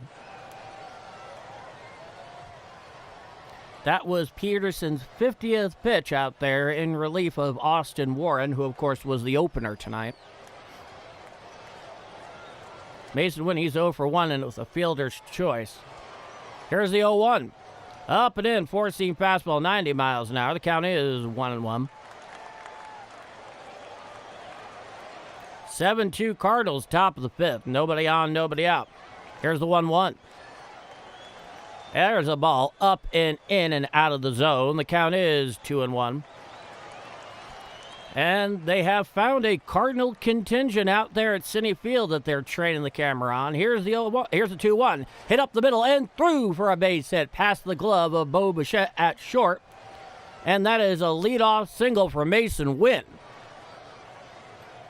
And as I've been saying a couple of times, something I have learned that is interesting is he's one of the top dogs leadership-wise on the 26-man roster in that Cardinal clubhouse. So if he is not giving up an at-bat, regardless of the score, nobody else should. Claremont, Florida is in the house. Welcome aboard, Granny Pammy Reeds. Pleasure to see you. Strike, four-seam fastball on the outer third below the belt to Velasquez. He's 1 for 2 in his last at-bat. He went yard. It was a 2-run home run. It's hitting 400 through 7 games, a couple of home runs. Lefty-righty matchup, runner leads off first. Coming set is Peterson. He deals. Hit on out there to right field, going back in front of the track, in front of the wall, and he makes the catch out in right field. Staying there at first is Mason Witten, and that was an incredible catch out there by Benji and right up against the fence where it kind of juts at an angle to track that thing down off the bat of Velasquez. And Yankee Land, at Yankee Stadium, that thing would have been like 5 or 6 rows deep. Very different ballparks. Now here's Nate Church 0 for 2 with a pair of groundouts. Lefty-lefty matchup, runner on first with 1 out. Here's the pitch. Strike, slider, inner third below the belt. The count is 0-1. Collinsville, Illinois, in his house. Cheers, Kyle Jones. Coming set at the letters is Peterson. Here's the 0-1 to Church. Hit down the third base side now to play on the four-seam fastball, 92 miles an hour, and the count is no balls, 2 strikes. This team is so young that a 24-year-old shortstop is one of the leaders. I love it. They are really young, and you can see it when you interview them. It's just like, man, these guys really are in their early to mid-20s. Cummins sets Peterson. Wynn leads off first with 1 out. Here's the pitch. Up and away, four-seam fastball well out of the zone at 92 miles an hour. The count is 1-2. Representing Cardinals Nation from San Diego. I'll get to the rest in a moment, my friend. Cummins set out the letters is Peterson. He deals. Chopped down the first base line, played there by Young. Throws to second, gets the force, so Mason Wynn is erased on the play. And Nate Church will reach on the fielder's choice. And that'll be the second out of the inning. Charlie Costa, representing Cardinal Nation from San Diego and the sweet little point town of Encinitas. One of the best broadcasts on YouTube, definitely in the top 5. I love your work, love your call. You do, man. Well, thank you so much. I really appreciate it. Here's a pitch. Swinging strike to Jose Fermin. Lefty-righty matchup on a changeup down and in. Fermin is 1-for-2. I'll tell you this, Charlie. I'm a big fan of visiting San Diego. It is a place that I will go when I need perfect weather and quiet. Here's the 0-1. Just off the plate, a sinker. And are they using an ABS challenge here? Because I didn't see the signal, but it doesn't mean it didn't make one. They are. And it's called a strike, and so the ball is overturned, and it is now no balls, 2 strikes to Jose Fermin. Mason Wynn leads off first with 2 outs. An 0-2 count to Jose Fermin. Lefty-righty matchup with the lefty Peterson on the mound. This will be his 62nd pitch in relief. He's taking one for the team. Here's the 0-2. And it gets away from the catcher. Going to second is the runner Church. It was obviously ruled a ball. Let's see if they want to call that. I think you have to call that a pass ball. I don't see it as a wild pitch. He should have made that. And I think Torrens would tell you as much. So now a runner on second with 2 outs. A 1-2 count to Jose Fermin. Now he has a runner in scoring position. Cummins set at the letter is Peterson. Here's the pitch. Hit to the right side. It passed the diving first baseman into right field for a base hit. Coming around, coming up from the third, coming home. Nate Church will score, and that will give the Cardinals an 8-2 lead on the RBI single by Jose Fermin with 2 outs. Scoring from second is Nate Church. Oh, they are absolutely cranking at the plate here tonight. Not to be confused with taking crank at the plate tonight. And Jose Fermin just got out after what looked like a slider or maybe just a bad curveball that was up and away. You have that energy of those young Redbirds. They want a spot, and they are doing it, which keeps swinging that bat. Small ball works.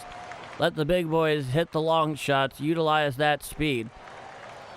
They're beginning definitely to find their series offensive dynamic. And Carlos Mendoza is going to the pen for the Mets. So we have ourselves a pitching change. All right, Cobra. True that. Love the energy of these guys. They are just playing ball and having fun like a college team. And my experience is that teams that have fun tend to play well. Yeah, I think for a lot of this year, they've been playing under the feeling of no expectation, which is a very good way to stay loose when you're playing. If this team stays in contention well into July, which I think they have a pretty decent shot at doing, the expectations will begin to rise, but I don't necessarily know that it will be that way in the clubhouse. I think they're very comfortable with themselves. They clearly believe in themselves. I mean, they are performing like nobody's business. Nobody expected this to happen this year. I didn't. I'm very glad that I was wrong, as pretty much everyone else has been. But you all know the only thing that really matters is what those guys in the clubhouse on the 26 and more broadly the 40-man think themselves. And you have to give credit to Ollie Marmol for fostering that. They really do seem to play for the guy. And that's probably as important a quality in any manager that you could ever want. All right. Now here is Cionel Perez. He pitched last night. 19 games, 20 innings pitch, a 5.40 ERA, a 1.50 whip, 5.85 Ks per nine, a ground ball percentage of 60.3%. So he does seem to like it on the ground. Jose Fermin is at first, and J.J. Weatherholt is up again. I feel like he's been up all night, frankly, because he has been. I believe this is his fourth at-bat. The young Cards can hit. You better believe it. It's a lefty-lefty matchup. Jose Fermin at first with 2 out. Here's the first pitch to Weatherholt. He's 2 for 3. Hit to the right side and through the hole into right field for a base hit. Throwing it on in to second is Benji out there and right. And now the Cardinals have runners on first and second with 2 out. And here comes Ivan Herrera. It'll make it a lefty-righty matchup. We have a lot more rookies in the shadow. Yeah, absolutely. The farm system has some formidable talent. There's going to be a lot of competition for playing time at the big league club going forward, so long as everybody stays healthy and on track. Coming set is Perez. Here's the first pitch to Herrera. Slurve strike. Outside corner at the knees to the righty Herrera. And the count is 0-1. Herrera is 1 for 1 with a pair of walks. He's been doing that a lot lately. Last night he did it by getting beamed a couple of times in his first couple at-bats. Coming set is Perez. Here's the 0-1. Strike, slurve, right down Broadway at the knees, and the count is 0-2. So Perez is ahead in the count of Herrera. No balls and 2 strikes.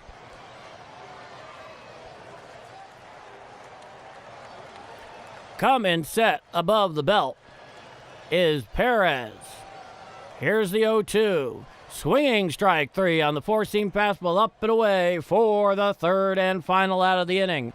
But the Cardinals add one more on the RBI 2-out single by Jose Fermin. We head to the bottom of the 5th inning. It is 8-2 Cardinals down in Citi Field out in Queens. I'm Paul D, and this is Bombers Game Mic. Justin, how many All-Stars do you think the Cards will have? Okay, that's really hard to say. Because with this team, performing well beyond expectations, and quite frankly, not getting a great deal of attention from the national press, I mean, it might not be as many as we would like to see, certainly not as starters. Somewhere else on the roster, it's definitely possible. But like I said, their lack of exposure by the national media and their lack of coverage by the national media makes that a much dicier proposition. Well, Ollie Marmol still has a lot to prove.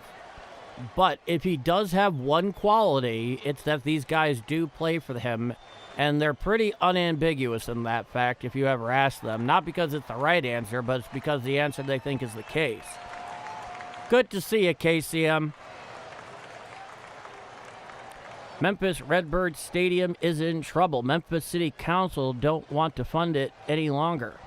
I'd have to look more into the situation. I mean, the Cardinals themselves will be fine, but the people of Memphis, I imagine, probably want their AAA team. I know if I was living in Memphis, I'd want one, unless a big league team came around, but, it's not on the... As far as I know, that's not on the docket. I say Jordan Walker should be an All-Star. Yeah, absolutely. JJ should be on the All-Star team, and Burley should be an All-Star. All 3 of those guys have definitely earned it. If we're talking about starters, however, the one guy that you did mention, I think we can all recognize as being pretty darn amazing, naturally, is Jordan Walker. He should be starting in right field for the National League out in Philadelphia for the All-Star game. Speaking of which, I do have a question for you guys in a moment. Pallante, he's out for his 5th frame of work. Here's the first pitch. Hit to the right side, fielded on the ground by Weatherholt. He throws to first in time for the first out of the inning. That was the 76th pitch by Pallante. So here's my question. Still a ways off. We have a little over a month. But do you all want me to call the All-Star game? It's not exclusively a Cardinal event.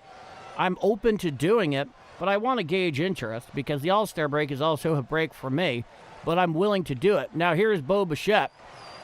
Here's a pitch.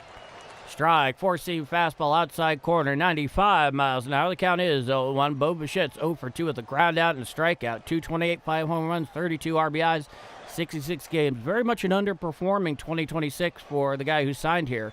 Here's a pitch.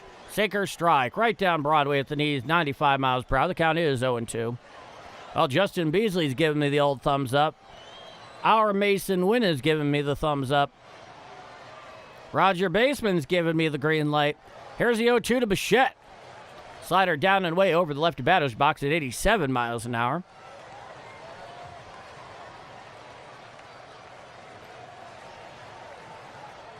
One on, nobody out, so 1-2 count to Bichette. Pallante deals. A knuckle curve down in the dirt away, 81 miles an hour. The count is 2-2. Yes, unless you have vacation plans. That's very thoughtful, John. I really appreciate that. Not that I know of at the moment. Just something I'm keeping in mind, seeing if you guys are interested. I'm happy to do it. Here's a 2-2 pitch. Hit out there towards right field and slicing foul on the slider up. And count remains 2-2 to Bo Bichette. Oh, well, Max. Thank you for letting me know, Max. I will definitely bear that in mind. Yes, Justin, I will be calling playoffs. Here's the 2-2. Hit to the right side. Fielded there on a hop by Weatherholt. He throws to first in time for the second out of the inning. So a couple of ground ball outs there to J.J. Weatherholt, doing his usual thing with the glove. So am I going to call some of the playoff games even if the Cards aren't in it? Yes, absolutely. Presumably, the Yankees will be in it, so there'll be definitely some rooting interest in it for me. Here's Juan Soto. He's 0 for 1 with a walk. Righty-lefty matchup. Here's the pitch with 2 out. Slider away. About thigh high. The count is 0-1. And in addition to anybody else who's playing, I'll fit in as many as makes sense. I'll choose the matchups wisely. Coming wide is Pallante. The 0-1 to Soto. Knuckle curve down and in for a ball, 80 miles an hour. Yes, unless you have plans with family. No, not that I know of at the moment. Max, I do kind of like the name Mason Wins _Prods. I like it too. Righty-lefty matchup. It's a 1-1 count from the full wind is Pallante. Here's the 1-1 to Soto. Foul down the third base side. Now to play on the sinker up. 97 miles an hour. The count is 1-2. That's very true, Justin. I mean, at the moment, I think they're tied in the loss column, but the tiebreaker is that Tampa has the better record against the Yankees. And Tampa is going to be very, very tough throughout the entire stretch. From the full winds, Pallante, the 1-2. Four-seam fastball down and in, gets away from Herrera, goes rolling on back to the backstop. No harm, no foul, no one on. Count is 2-2. Swept the Sox today. Well, that's always a fun thing. I don't care if they're... I'm just fine with the Red Sox sitting in last place. I'm not going to be unambiguous about that. You know I'm not an unfair man, but I have my red lines, and they are generally Red Sox. Here's a 2-2. Hit on out there to right center field, going back in front of the wall. Underneath it is Nootbaar for the third and final out of the inning. A very fine job by Nootbaar. Easily going about 25 yards to track that one down. And after 5 full innings of play, it is the St. Louis Cardinals 8 and the New York Mets 2. I'm Paul D, and if you're enjoying my call of Redbird action right here on Game Mike, please do leave a like. It helps this growing channel a lot. It makes it so that the algorithm will push it out to more Redbirds fans, many of which are dealing with this bizarre broadcast situation where you can't watch them every day without 3 or 4 subscriptions. And even if you have them, sometimes you don't even know where the game is on. Well, you know where the game is going to be on here on Game Mike on YouTube. I'm calling almost every Redbirds games And if I'm not, I make it very, very clear. And if you want to see more of what we're doing here, by all means, hit subscribe. Each and every one of us would love to have you join our cast of characters. With that said, I'm Paul D. 8-2 Cardinals going to the top of the 6th. Okay.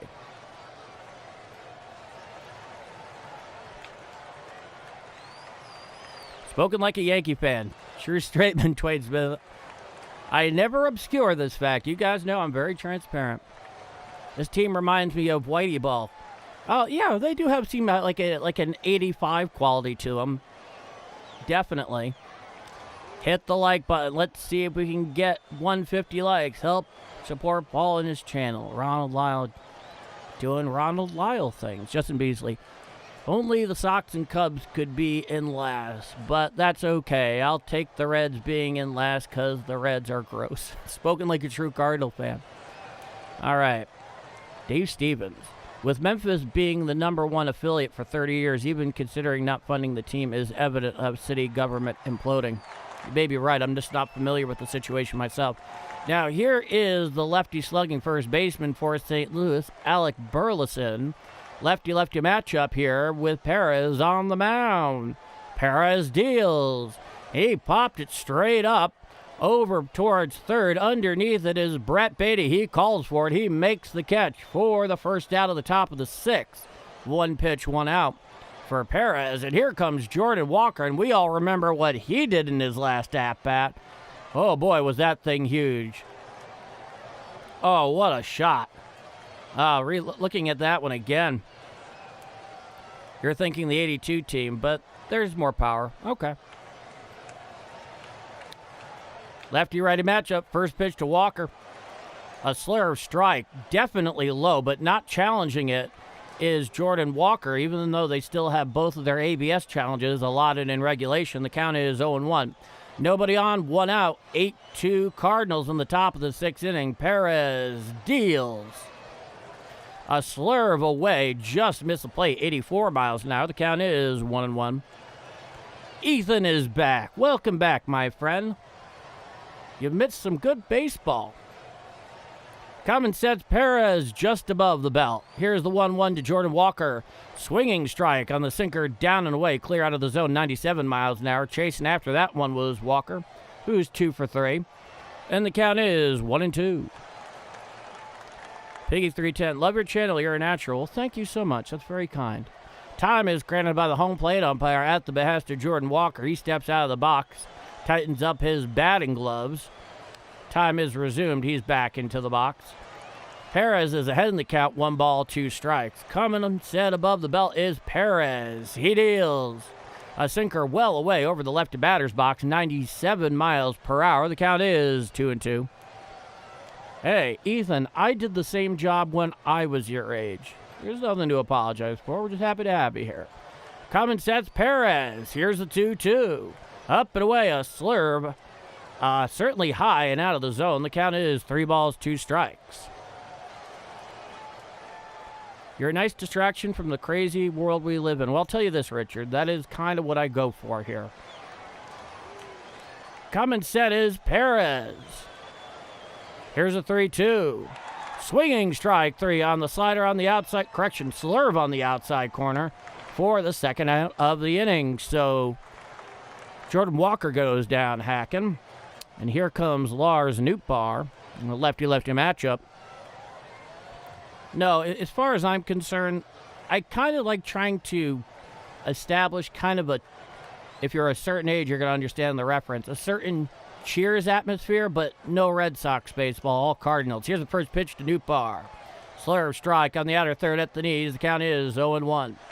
Yeah, so I go for the Cheers thing, minus the Boston and minus the Boston Red Sox. I think we can all get on board with that. Coming set above the belt is Perez. Here's the 0-1 to Nootbaar.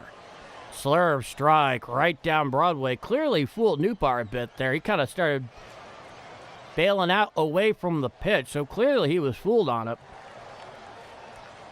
It's an 0-2 count. Nobody on, 2 out. Top of the 6th. 8-2 Cardinals. Here's the 0-2. A slurve down and in for a ball. 84 miles an hour. The count is 1-2. Bull. I don't think I've had my name chanted like that before, Roger, but I do appreciate it. Coming set is Perez. The pitch. A slurve bounces out in front of home plate, evens up the count at 2 balls, 2 strikes. Ethan, can you give me a short recap of the game so far, Paul? Well, I'll try not to be glib about it, but it's basically been all Cardinals. They've just been scoring in bunches. It started in the first when they put 2 up early on. Here's the 2-2. Swinging strike 3. Down goes Nootbaar for the third and final out of the inning. We head to the bottom of the 6th inning. No runs, no hits, no walks, nobody left on. 8-2 Cardinals after 5.5 innings of play. I'm Paul D, and this is Bombers Game Mike. So in the Cardinals broadcast here, they were showing a nighttime establishing shot of Katz's Deli. And yeah, that's the one with Billy Crystal and what's their name? Yeah, you know, the one with the scene? Well, they're really well known for their pastrami's on rye. But Katz's Deli has definitely put, has definitely made shrinkflation, if you're familiar with the term. Basically, they're one of their core pieces of their business model. So anybody who wants to get a pastrami on rye knows if you want to get a better deal that gets you more food with a largely comparable sandwich, you don't go to Katz's anymore. Okay. If the chat was the cast of Cheers, who would be Woody? That's almost a trap question, Justin. Oh, that's almost a trap. Thank you for picking up the slack here, Roger. Letting Ethan know what's been happening. Sometimes it's not easy for me to do when I'm going back and forth between everything that's going on. Ronald Lyle, Gorman was good in his rookie year. He is just in a slump. I think there's something going on with his swing. I don't know what it is. But he has just not looked good at the plate. I mean, I know he had that solo home run a few days ago, but that's really been it. And that's been kind of an aberration. He walked quite a bit last night, which is not a bad thing. And look at this, Andre Pallante. He's out for his 6th frame of work.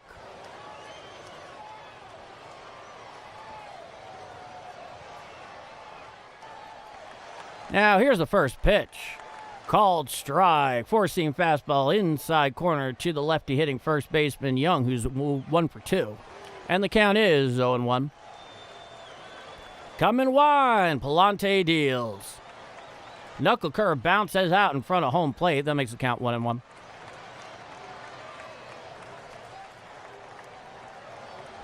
We could definitely get him eye checkup.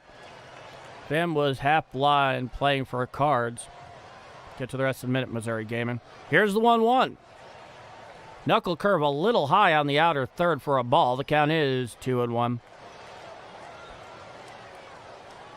Went and got glasses and has hit ever since. Definitely something wrong with Gorman. Yeah, there is. Here's the 2-1.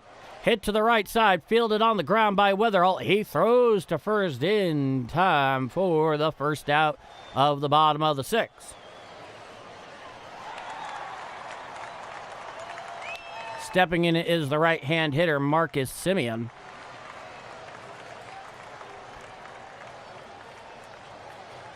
I think he went to Padres and got glasses and hit 300. It happens sometimes. Anything, even the smallest thing, can throw off mechanics. Here's the first pitch of Semien. Hit to the left side and stabbed on the line by Fermin for the second out of the inning. He had to go a few feet over to his right. Slightly into foul territory, but that's the second out of the inning. That was the 92nd pitch for Pallante. It's very likely, I haven't seen anybody up in the Cards pen here at the moment, that this will be the final out that Pallante records. 136 likes, 236 people. Hit that like button for the best stream on YouTube for life. Part of the Vanguard. Now here's the first pitch. Hit on up the middle, bounces off the glove of Pallante. Right there is Weatherholt. He throws to first in time for the third and final out of the inning. Oh, that was a ridiculous play. It comes up on a hop. Pallante brings out his glove. It deflects off the top of his glove. J.J. Weatherholt, basically shaded very much up towards second, manages to pick it up on a hop. Easy throw to first to Burleson to get Simeon at first. That's what we like to call a good juju. We head to the top of the seventh inning. It is 8-2 Cardinals. I'm Paul D. You're enjoying my action calling the game here on YouTube? By all means, hit and leave a like because it really does help this channel out a lot, making it sure it gets out to more Cardinals fans or baseball fans more generally. But Cardinal fans are in need right now. The broadcast situation gets in the way of following them profoundly. And so I'm calling almost every Redbird game right here on Game Mic. You know, you can find every one of them right here. And if I'm not doing it, I make it loud and clear. You want to see more? Hit subscribe. Join our little piece of Redbird Nation. 8-2 Cardinals. All right, Max. My house is going to get hit with a tornado. Yeah, definitely go. Take cover. Do not wait.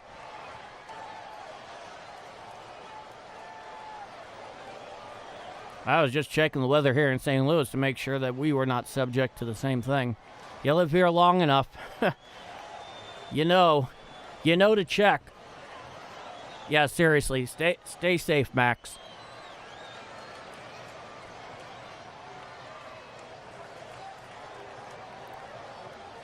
Duck and cover. Yeah, absolutely, Jock. Also, good to see you, Jock. Welcome aboard. The Commonwealth of Puerto Rico in the house, I should say, as well. All right. We're out for the top of the seventh inning. Leading off is going to be Mason Wynn, followed by Nelson Velasquez, and then Nate Church. 6, 7, and 8 in the order. It is an 8-2 Cardinal lead. Now they're showing establishing shots from a drone of the Brooklyn Bridge.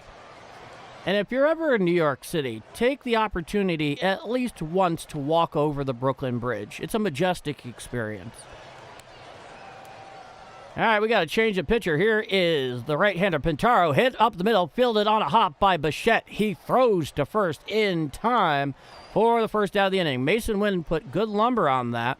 Bichette had him shaded very well up towards second, able to pick it up on a hop for an easy throw to first. That's one out here in the top of the seventh. And here is Nelson Velasquez. He homered earlier.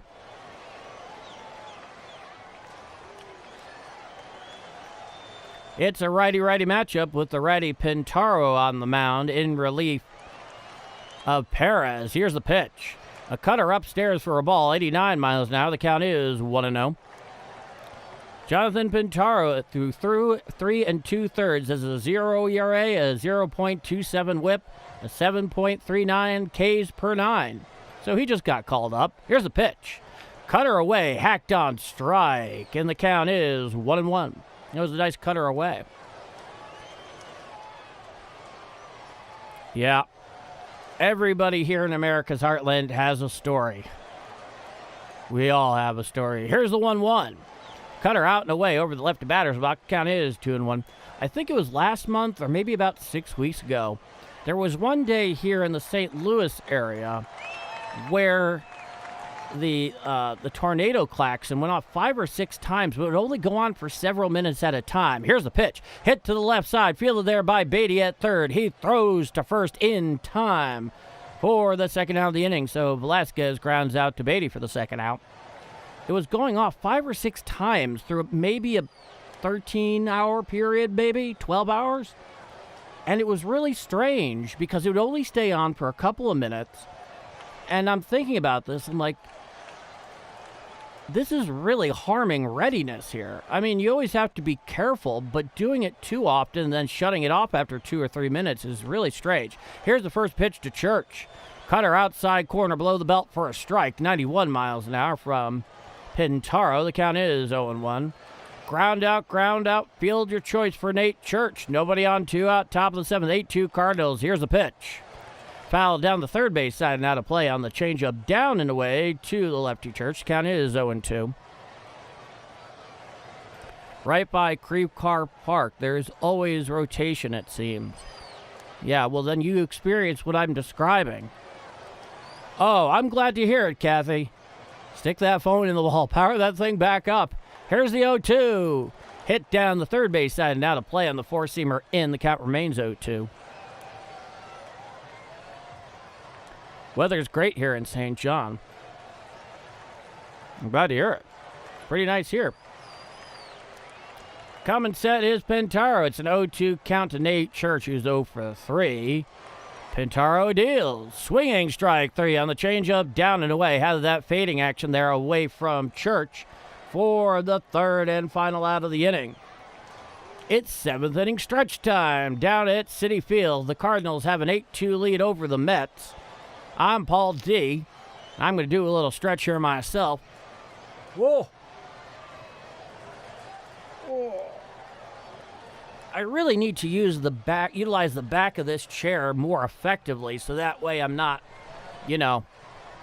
sitting in a rigid upright position for 3 hours. 105 in Tucson today. Man. Roger, what's it like living on the surface of the sun? I've always wondered. Wolf back at you. 5 likes away from 150. Wow. Thank you, Justin. I don't know if Trisk is out there, but thank you to Ronald Lyle for life. There are others who, of course, have also gotten in on it, and I can't appreciate it enough. It would seem to be that we're all in this season here together, for better or worse. We're taking it to the final day, whenever that may be. I got lumbar support for my desk chair. Makes a difference in long sits. That's probably not a bad idea. I might take you up on that. 104 heat index. Well, umpiring. You really earned that, Ethan. You do. Are you umpiring Little League? I'm just curious, because that's what I did. Mostly 11 and 12s back in my day. Crazy stuff. I remember you mentioning the other day you had to throw a parent out. I remember having to toss a coach out. And the field that it was at a beach in like a complex where you had to show a pass to be allowed in. And by rule, whether it's a coach or a parent, when you gave them the heave-ho, they had to leave the beach area entirely. And if they refused to leave, standard operating procedure for the league was that if you are not going to leave yourself, you will leave with a police escort. Now, here's the righty, Matt Swanson. 25 games, a 26.2 ERA, and 26 and 2/3 innings pitch, an 8.44 ERA. Just got recalled from AAA the other day, and he got some action closing it out last night in the blowout in the ninth. Here's the first pitch to the righty, Alvarez. Sinker, strike, 96 miles an hour. The count is 0-1. Almost had to throw out a coach. Don't be afraid to do it. You don't want to make it yourself obviously too tight, but here's the 0-1. Hit out to right field. Coming a few steps is Newbar. He's camping underneath it. He makes the catch for the first out of the inning. You obviously have to give him a little bit of rope, but when they cross that line. And frankly, they should know when they cross that line what is not acceptable behavior for what is a kids' youth league, all right? Most of these kids are playing for fun. It's basically hit till you're tagged out. And so anybody that gets too worked up over that I just still find mind-boggling. Here's Brett Beatty, left-handed hitter. He's 1 for 2. A sweeper up and away, out of the zone, 85 miles an hour. The count is 1-0. I'm sure you were, Kathy. I know it's easy to get worked up because it's still competition, but hit on out there into left field, going over a few steps, is Velasquez. He's camped underneath it, and that's the second out of the inning. He squeezes it. So a couple of quick outs here by Swanson. So nobody on, 2 out in the bottom of the 7th. 8-2 Cardinals. Kevin Douglas. Kevin watching again from Sterling, Colorado. Welcome back. I'm enjoying your broadcast. Go Redbirds. Well, hey, it is good to see you. I remember Sterling, Colorado. Absolutely. Now, here's the righty catcher, Torrens. Here's the pitch. Sinker down and away for a ball, 95 miles an hour. The count is 1-0.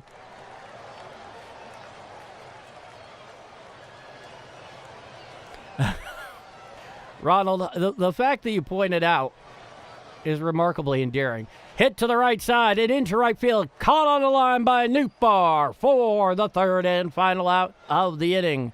No runs, no hits, no walks, nobody left on. 1, 2, 3, go the Mets. We head to the top of the eighth inning. It is 8-2 Cardinals down at Citi Field in this second game of 3. Now it's time for a programming note.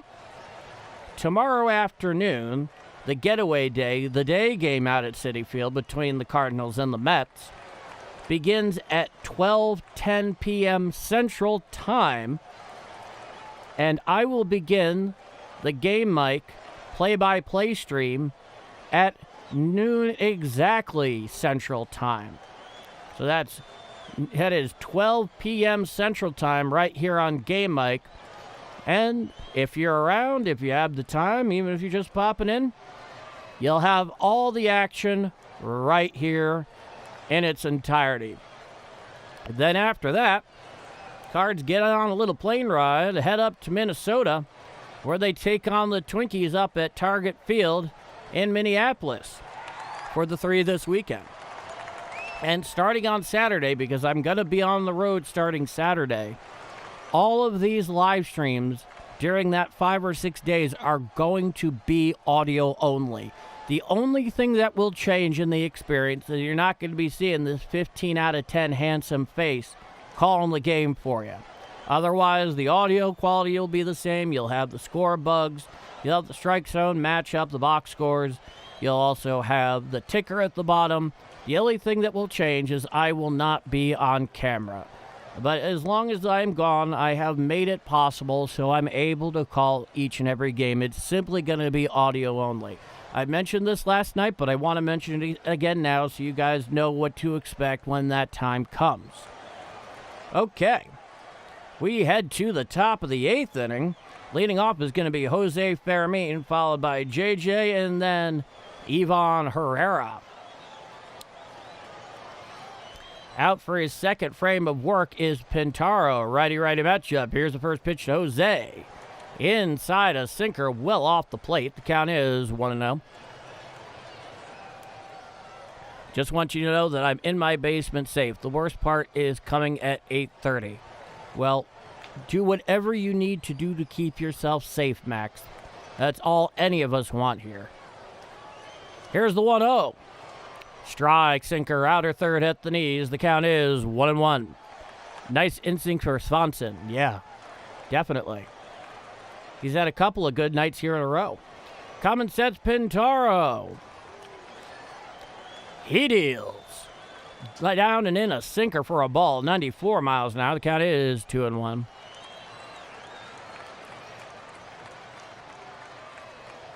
Yeah, I've heard that Missouri gaming. I really do need to look more into that. Somehow they use the HVAC system. Here's a 2-1.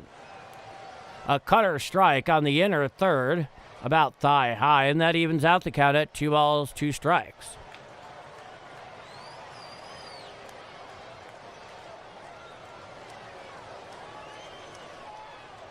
Coming set is Pintaro. He deals. Foul down the first base side. That'll play on the sinker. Okay, Ozzie Smith said that. Interesting. I'll be working tomorrow, but I'll try to check in during my lunch break and at least throw down my like. Justin Beasley doing Justin Beasley things. The 2-2. A cutter away over the lefty batter's box. The count is now 3 balls, 2 strikes. The flags would mysteriously shift and blow in when Cardinals batted. That's interesting. Here's a 3-2 pitch. Swinging strike 3 on the cutter away for the first out of the inning. Down goes hacking is Jose Fermin, but he has certainly added to the Redbirds offense tonight. It is interesting how throughout the decades teams have found ways, effectively to cheat. Doing things just like what you're describing. Here's a pitch. Sinker strike right down Broadway below the belt to J.J. Weatherall. He's 3 for 4, so this is his 5th at-bat of the night. A single, a fielder's choice, a single, and a single. He has been very productive in the leadoff role. Here's the pitch. Swinging strike underneath the sinker, out and away. 96 miles an hour. The count is 0-2. I got you, Ethan. No worries. Yeah, my dad told me that happened. I think the New York Giants used to do something along those lines, not with flags, out at the old Polo Grounds. Here's a pitch. Check swing foul. Count remains 0-2 at the old Polo Grounds in Upper Manhattan, Coogan's Bluff. But there have been examples of it all throughout baseball history. Coming sets Pintaro. Here's the pitch. Change-up away over the righty batter's box. Count is 1-2 strikes. 88 miles per hour on the change-up. I always enjoy beating the Twins for that reason. There's a good reason. Coming sets Pintaro. Righty-lefty matchup. Here's the 1-2. A sinker down and out of the zone. 96 miles an hour. The count is 2-2. What time is the game tomorrow? Scheduled first pitch is 12:10 p.m. Central Time, Ethan. I will begin here at noon. Coming sets Pintaro. Here's a 2-2 to Witherell. Hit on out there into right center field. Underneath it is Ewing. He calls for it. He makes the catch for the second out of the inning. Not as much as I enjoy beating the Mets, though. Let me tell you a little something. As you all very well know, I also have my Yankee fandom. And you must wonder, what was it like to experience the Subway Series back in 2000? Well, the first thing I'll say is probably a lot better than the rest of the country because no one else tuned in for it. Here's the first pitch to Herrera. Hit down the third baseline on a sinker in, foul. The count is 0-1. I remember reading that the national ratings for that were terrible, but the local ratings for it were fantastic. But it was not as exciting or as awesome as you think it would be. It's certainly not for the Yankees themselves. Here's the 0-1 Herrera. Hit down the first base side out of play, 96 miles an hour. The count is 0-2. Because George Steinbrenner had two things that he really cared about. Beating the Red Sox and beating the Mets. And so the Yankees were very tight. They even, despite winning it in 5 games, it was not a joyous experience for them. Here's the 0-2. Called strike 3, challenged immediately there by Herrera, and I think he has a case to be made. So I'm going to wait before I give you any call here. And it's overturned and called a ball. That brings the count to 1-2. The Mets just went charging off the field.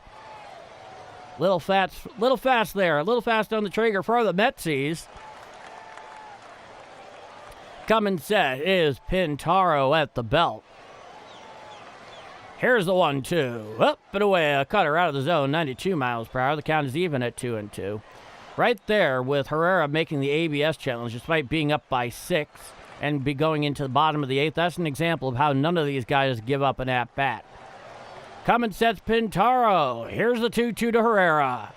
Foul back behind the plate. Give and chase is the catcher. Going out, and it goes a couple of rows back behind the Mets dugout. The count is 2-2. Wow, you have played a lot of slow-pitch softball, Roger. As many as 14 on a Saturday 6-ish time. That's dedication. It really is. Coming set is Pintaro. Here's a 2-2. Chopped down to third base and foul. Count remains 2-2. Oh, I'm sorry. You're umpiring them. Oh, another umpire in our Mets. Yeah, we got ourselves a little cadre between Roger, Ethan, and myself. My record since watching these 5-2. I told you it would improve, Ethan. At least I think I did. Here's a 2-2. Foul back behind the plate and away. On the four-seam fastball, the count remains 2-2. Ronald Duffy. Hi. Good to see you.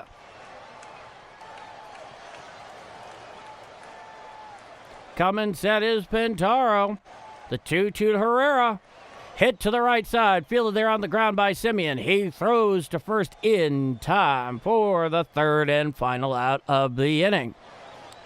No runs, no hits, no walks, nobody left on. The Cards go down in order.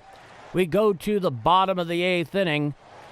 It's an 8-2 Cardinal lead over the Mets here in Game 2 of 3. I'm Paul D, and this is Bombers Game Mic. Oh, that's a good question, Missouri. Done some hockey games and flag football tournaments. If you're willing to answer, Roger, I am curious how much a softball, how much you would get paid when you did umpire them. Like and sub, everybody. Come for the amazing call from Paul D. Stay for the awesome community. As I've always liked to say, Justin Beasley doing Justin Beasley things. John George, you should do the All-Star game. Okay. I appreciate you chiming in on that. Definitely. I am seriously considering doing it because so many of you here seem like you are interested in that happening. I don't see why not. There's one thing I won't do. I won't do the home run derby because that's just lost on, without the visual feed there. Wow. That's a tidy sum, Ethan. A very tidy sum. I'm safe. Just minor damage, some shingles, 2 off. Well, I'm glad you and yours are safe. I'm sorry that there's even minor damage, but hey, you're safe. That's something that can't be replaced, unlike shingles from the roof. At Forest Wood, I think an ump told me 20 years ago. Okay. Yeah, I remember when I was doing it. Granted, we're talking about like 03, 04, 05. I think, actually, it started in 01, took it all the way to 05. I'd get 25 behind the plate and 20 on the bases, which at the time was very good. Especially at the time when, minimum wage was just a little over $7 where I was in Connecticut. But remember, a lot has changed with inflation. Swanson, he's out for his second frame of work. Here's the first pitch to Benji. Sinker strike right down Broadway at the knees at 95 miles an hour. The count is 0-1. No, for a guy in high school at the time, it was a really good gig. Here's the 0-1. Hit to the right side. Coming in is Newbar. He dives. He makes the catch in right for the first out of the inning. He tracked it down. It started coming low. Newbar slid feet first. Got it right there in the web of his glove for the first out. And that was actually a pretty well-hit ball. I had Scott Erickson on my field. Really? The sinker baller that made his name with Baltimore like 30 years ago? That's actually really cool. Here's the first pitch to Bichette. Cutter strike, outside corner thigh high. The count is 0-1. Bo Bichette's 0 for 3. Ground out, strikeout, ground out. Been a hard year for Bo. Coming set at the belt is the righty Swanson. The 0-1. Strike, sweeper, down and away. Challenged immediately there by Bichette. So we await the ABS challenge. This is the final one remaining for the Mets. Let's see. And the call is overturned. It is a ball, and that makes it a 1-1 count. A good challenge there by Bichette. Missed by 0.4 inches. Wow, Roger, you got to meet Scott Erickson. Man, that guy was really tough on the Yankees for a lot of years. Here's the 1-1. Hit down the first base side, now to play on the sinker up. And the count is 1-2. You and me both, Missouri Gaming. Every time I see him do anything that looks even remarkably like an amazing feat of athleticism, I almost want to close my eyes. Called strike 3 on the sinker, out and away for the second out of the inning. It caught Bo there in the observatory. It was a sinker about thigh high, but it whispered over the outside corner to the right-handed hitter. And he didn't challenge it because he would have been dead wrong and they would have lost their last ABS challenge. So nobody on, 2 out, bottom of the 8th, 8-2 Cardinals. Now here's Juan Soto. He's 0 for 2 tonight. Here's the first pitch. Hit on out there into center field, going back at the track, looking up in front of the wall, and Church brings it in for the third and final out of the inning. No runs, no hits, no walks, nobody left on. The Mets go down in order, and we go to the top of the 9th inning. It is 8-2 Cardinals down at Citi Field here in Game 2 of 3. I'm Paul D. And if you haven't done so already and you are enjoying my call of this Cardinals game, please do leave a like. It does help this channel a lot, and I sure appreciate it. If you want to see more, by all means subscribe. Every one of us would love to have you aboard. It's a wonderful cast of characters. With that said, 8-2 Cardinals going to the top of the ninth. I'm glad to hear it, Max.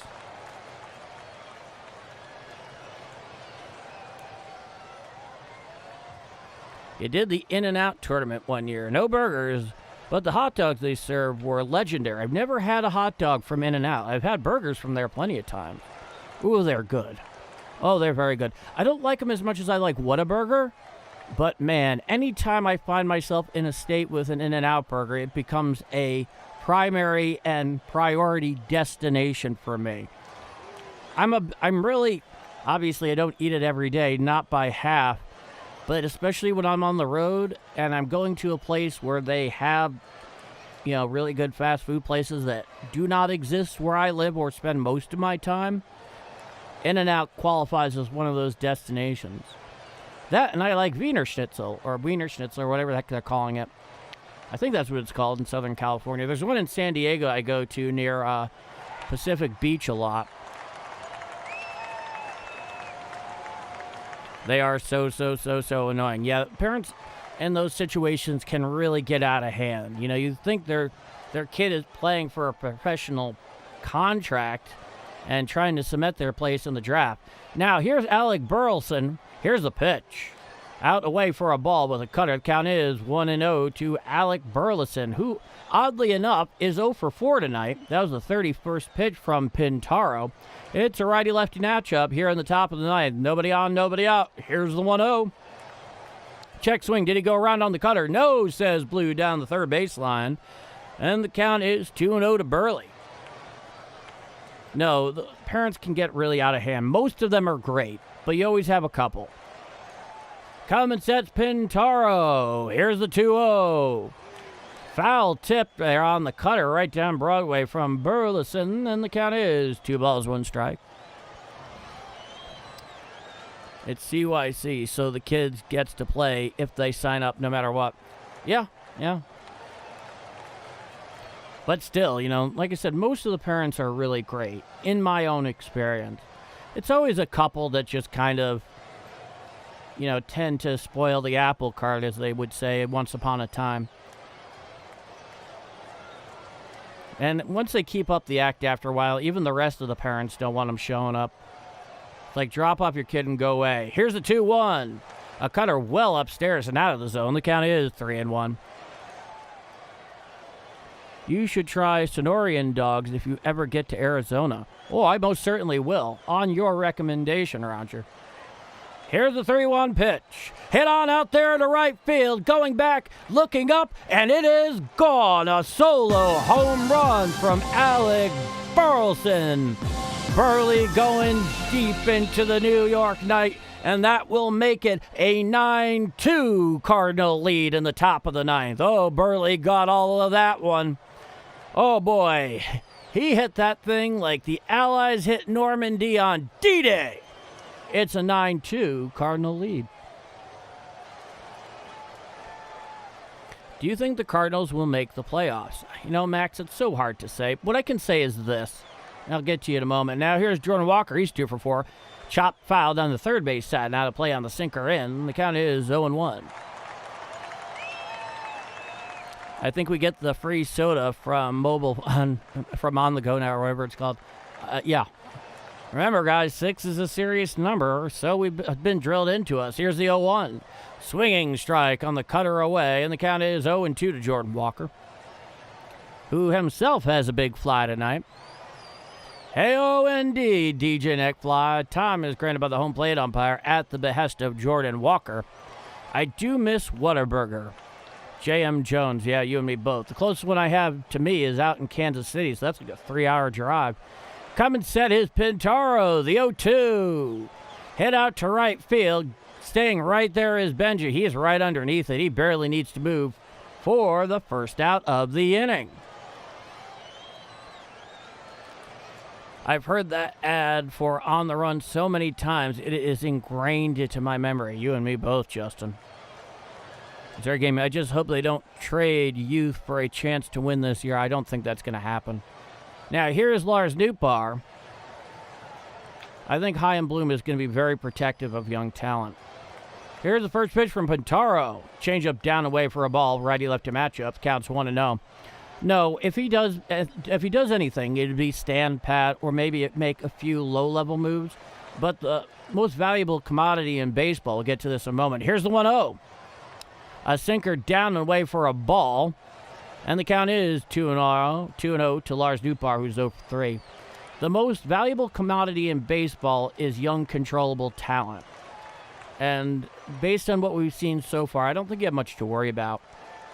Here's the 2-0 pitch. Hit to the right side. Fielded there by the first baseman. He boots it, covering first. He gets the throw over to Pintaro, and he makes it to the bag in time for the second out of the inning. So Pintaro covers the bag, manages to get the underhand toss there from Young, beats Nootbaar to the bag. Now here's Mason Wynn, the righty hitting shortstop for St. Louis. He's 1-for-3. It'll be a righty-righty matchup. Romero is a free agent, so he's going. Quite possibly. He's definitely one of those guys that they may consider expendable, that somebody's willing to overpay for. Here's the first pitch to Win. A cutter challenged immediately there by Torrens. Called a ball. Let's see what the ABS has to say. And it is indeed a strike. It just clips that outside corner. So we go from 1-0 to 0-1. Righty-righty matchup. Nobody on, 2 out, top of the ninth. 9-2 Cardinals after that solo job by Alec Burleson, leading off the top of the ninth. Coming set is Pintaro, the 0-1. Fouled straight back on the cutter on the inner third, about thigh high. No doubt Mason Wynn would love to have that one back. Count is 0-2. Paul, the chat is saying we need to win the division, but we have plenty of World Series championships as a wild card. Yeah, namely the last 2. As far as I'm concerned, so long as you get in and your team is hot, division crown doesn't mean anything. Dynasties are not made with division crowns. Ask the Brewers. Foul straight back on the cutter, and the count remains 0-2. Yeah, ask the Brewers about dynasties and winning the Central Division. That does not a dynasty make. And as a Yankee fan, I know that all too well. Nobody on, 2 out. It's an 0-2 count. Pintaro comes set at the belt. The 0-2 to Win. Check swing, and it's called a ball. They do not appeal, so counts 1-2.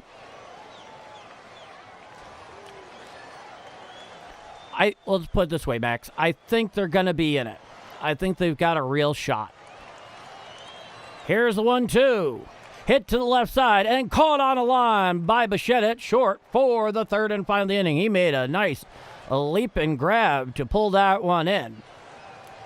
We head to the bottom of the ninth down at Citi Field out in Queens. It's a 9-2 Cardinal lead over the Mets. Mets are up to last licks. I'm Paul D, and this is Bombers Game Mike. So, to reiterate the broadcasting note for tomorrow's getaway day, the third game in the series, a day game. First pitch is scheduled for 12:10 p.m. Central Time. The stream here for play-by-play will be live at 12 right across the board p.m. Central Time here on YouTube. So if you are around and you want to catch some Redbird action, as always, you can find it right here on Game Mike. And once again, I do want to reiterate this, and you're going to hear this a number more times over the next couple of days. Starting Saturday, when I'm on the road, this stream for the Cardinals is going to be audio only. Everything's going to be the same. The thing is, you will not see me on camera calling the game actively, but the audio quality will be the same. All the graphics on screen will be the same. You'll get your Cardinal action right here from the very first pitch to the final out. It's going to be over about a 5 or 6 day period. But that's what I need to do in order to continue doing this on the road and just keep coming back to you guys every single day, which I am quite resolved to do. Spice Muffins, any chance the wife will be making an appearance in the chat tomorrow, Paul? Oh, interesting question, Spice Muffins. Interesting question. Maybe. She stays pretty busy at work, though. I would say at some point, and I'm not making any promises or giving any timelines, but there'll probably be one point this year where she might join me behind her own microphone in front of the same camera. No timelines, no promises. Call it a fleeting point of prognostication. But she's very, very good. She grew up a Cardinal fan, watched a lot of serious Cardinal baseball. Now here's Mark Vientos, the pinch hitter. Fouls back the sinker away. And of course, now on the mound for the Cardinals is the aforementioned, speak of the devil, Jojo Romero. 30 games, 28 2/3, a 3.45 ERA, and a whip of 1.26. It's a lefty-righty matchup with the pinch hitter Vientos. He is in for Young. Here's the pitch. Head on out there into left field. Charging in is Velasquez. He slides and makes the catch for the first out of the bottom of the ninth.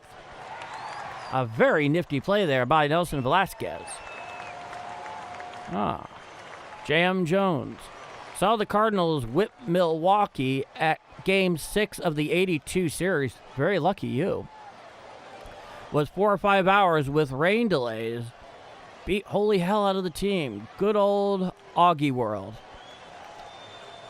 He was an interesting guy. A sweeper away for a ball to Marcus Semien, the right-hander. The count is 1-0. So the Mets are down to their last 2 outs. 8 more subs away. No kidding. From the full wind is Romero, the 1-0. Up and away, a sweeper out of the zone. The count is 2 balls, no strikes. Max, what is your favorite number? Good question. Here's the 2-0. Hit out to right field. Going back in front of the track is Nootbaar. He's camped underneath it for the second out of the inning. So the Cardinals are 1 out away from securing a series victory here against the Mets out in Queens at Citi Field. And should they do so, presumably, tomorrow they will be going for the sweep. And a win here tonight would be their 6th in a row. Now here's Wagman, the right-hander. He's a pinch hitter. He's in for Ewing. Lefty-righty matchup. Here's a pitch. Sweeper strike. Inner third at the knees to the righty Wagman. And the count is 0-1. I'm glad you subscribed, J.M. Jones. Welcome aboard. Here's the 0-1. Strike, sinker, outside corner, about thigh high. A generous corner there by the home plate umpire, but no one's challenging. Coming sets Romero, the 0-2. And he pops Wagaman in the foot, so a hit by pitch there with 2 outs in the bottom of the ninth. Inauspicious, to say the least. The youth development is outstanding on the squad. Yeah, definitely. Hey, Paul, I posted a video yesterday, and it has 12.1 thousand views last time I checked. Is that good for a growing channel? Yeah, that's very good. You should be very proud of yourself. Runner on first with 2 out. Here's the righty Alvarez. Here's the pitch. Upstairs, a sinker for a ball. The count is 1-0. Yeah, definitely, Ethan. Keep it up. Absolutely. Coming set at the Birds is Romero, the 1-0. Strike, sinker right down Broadway at the knees. The count is 1-1. Wagaman is on first after the hit by pitch from Romero with 2 outs. It's a 1-1 count. The DH tonight, catcher last night, the righty hitting Alvarez, who's 1 for 3, is at the dish. Here's the 1-1. Change up down and away, 87 miles per hour. The count is 2-1. Augie gave back a great deal to St. Louis. Appreciate your work here, brother. Hey, I appreciate you coming by and the kind words. I'm happy to do this. There's nowhere else I'd rather be. Here's the 2-1. A changeup out and away over the lefty batter's box. The count is now 3 balls, 1 strike.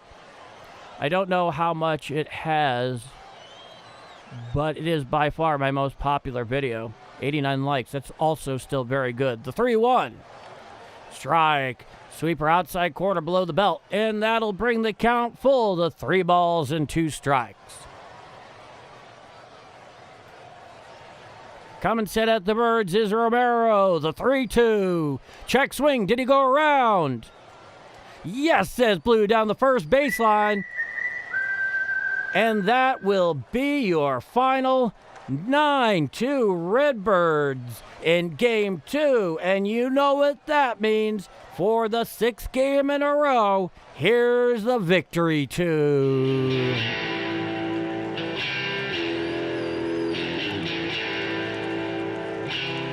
(9-2) Cardinals over the Mets.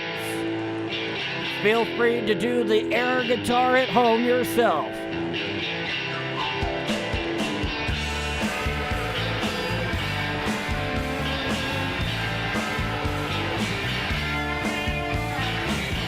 An absolutely sterling outing there for the St. Louis Cardinals.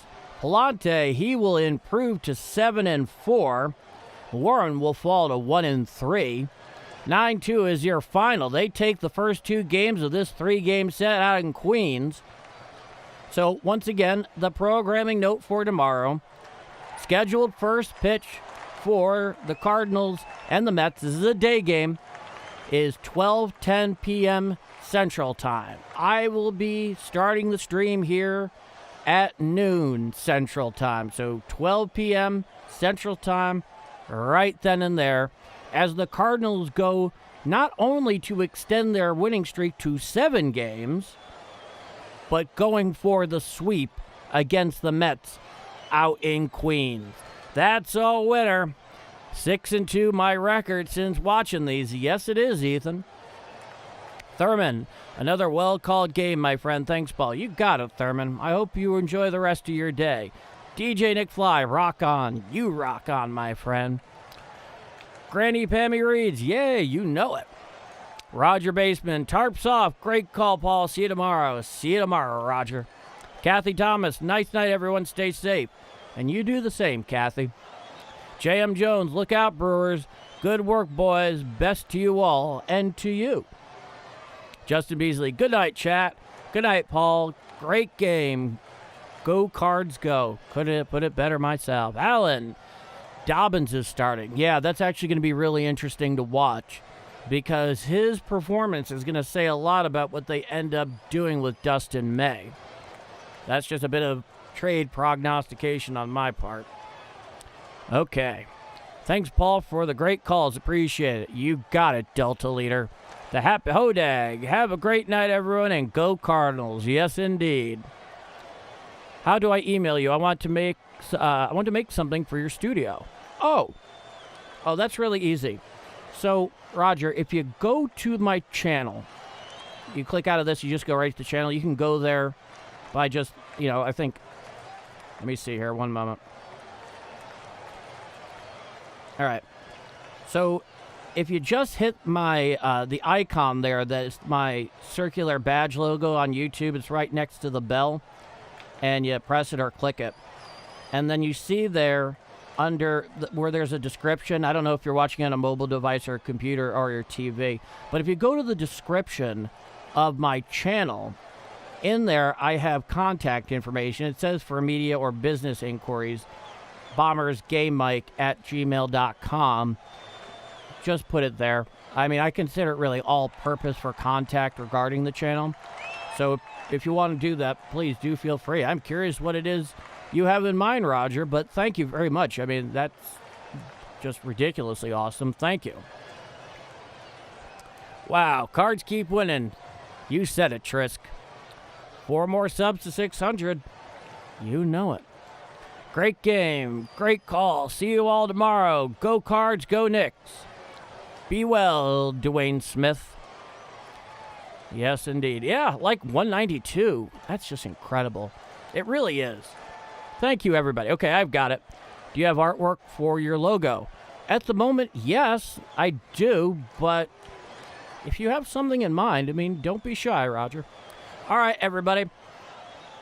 Let's put it this way. There is nothing that can't be amended at the moment. Everything is still in motion, with the exception of my being here pretty much every game. Thank you, everybody. I hope you enjoyed this 9-2 Cardinal victory. This has been a Bombers Game Mic production. I'm Paul D. 9-2 Cardinals is your final. Bombers Game Mic over and out. 9-2 Cardinals over the Mets is your final. Be back here tomorrow at noon for the 12:10 p.m. Central Time start. I hope you are well wherever you may be. Thank you so much. See you tomorrow, and good night. Bombers Game Mic over and out.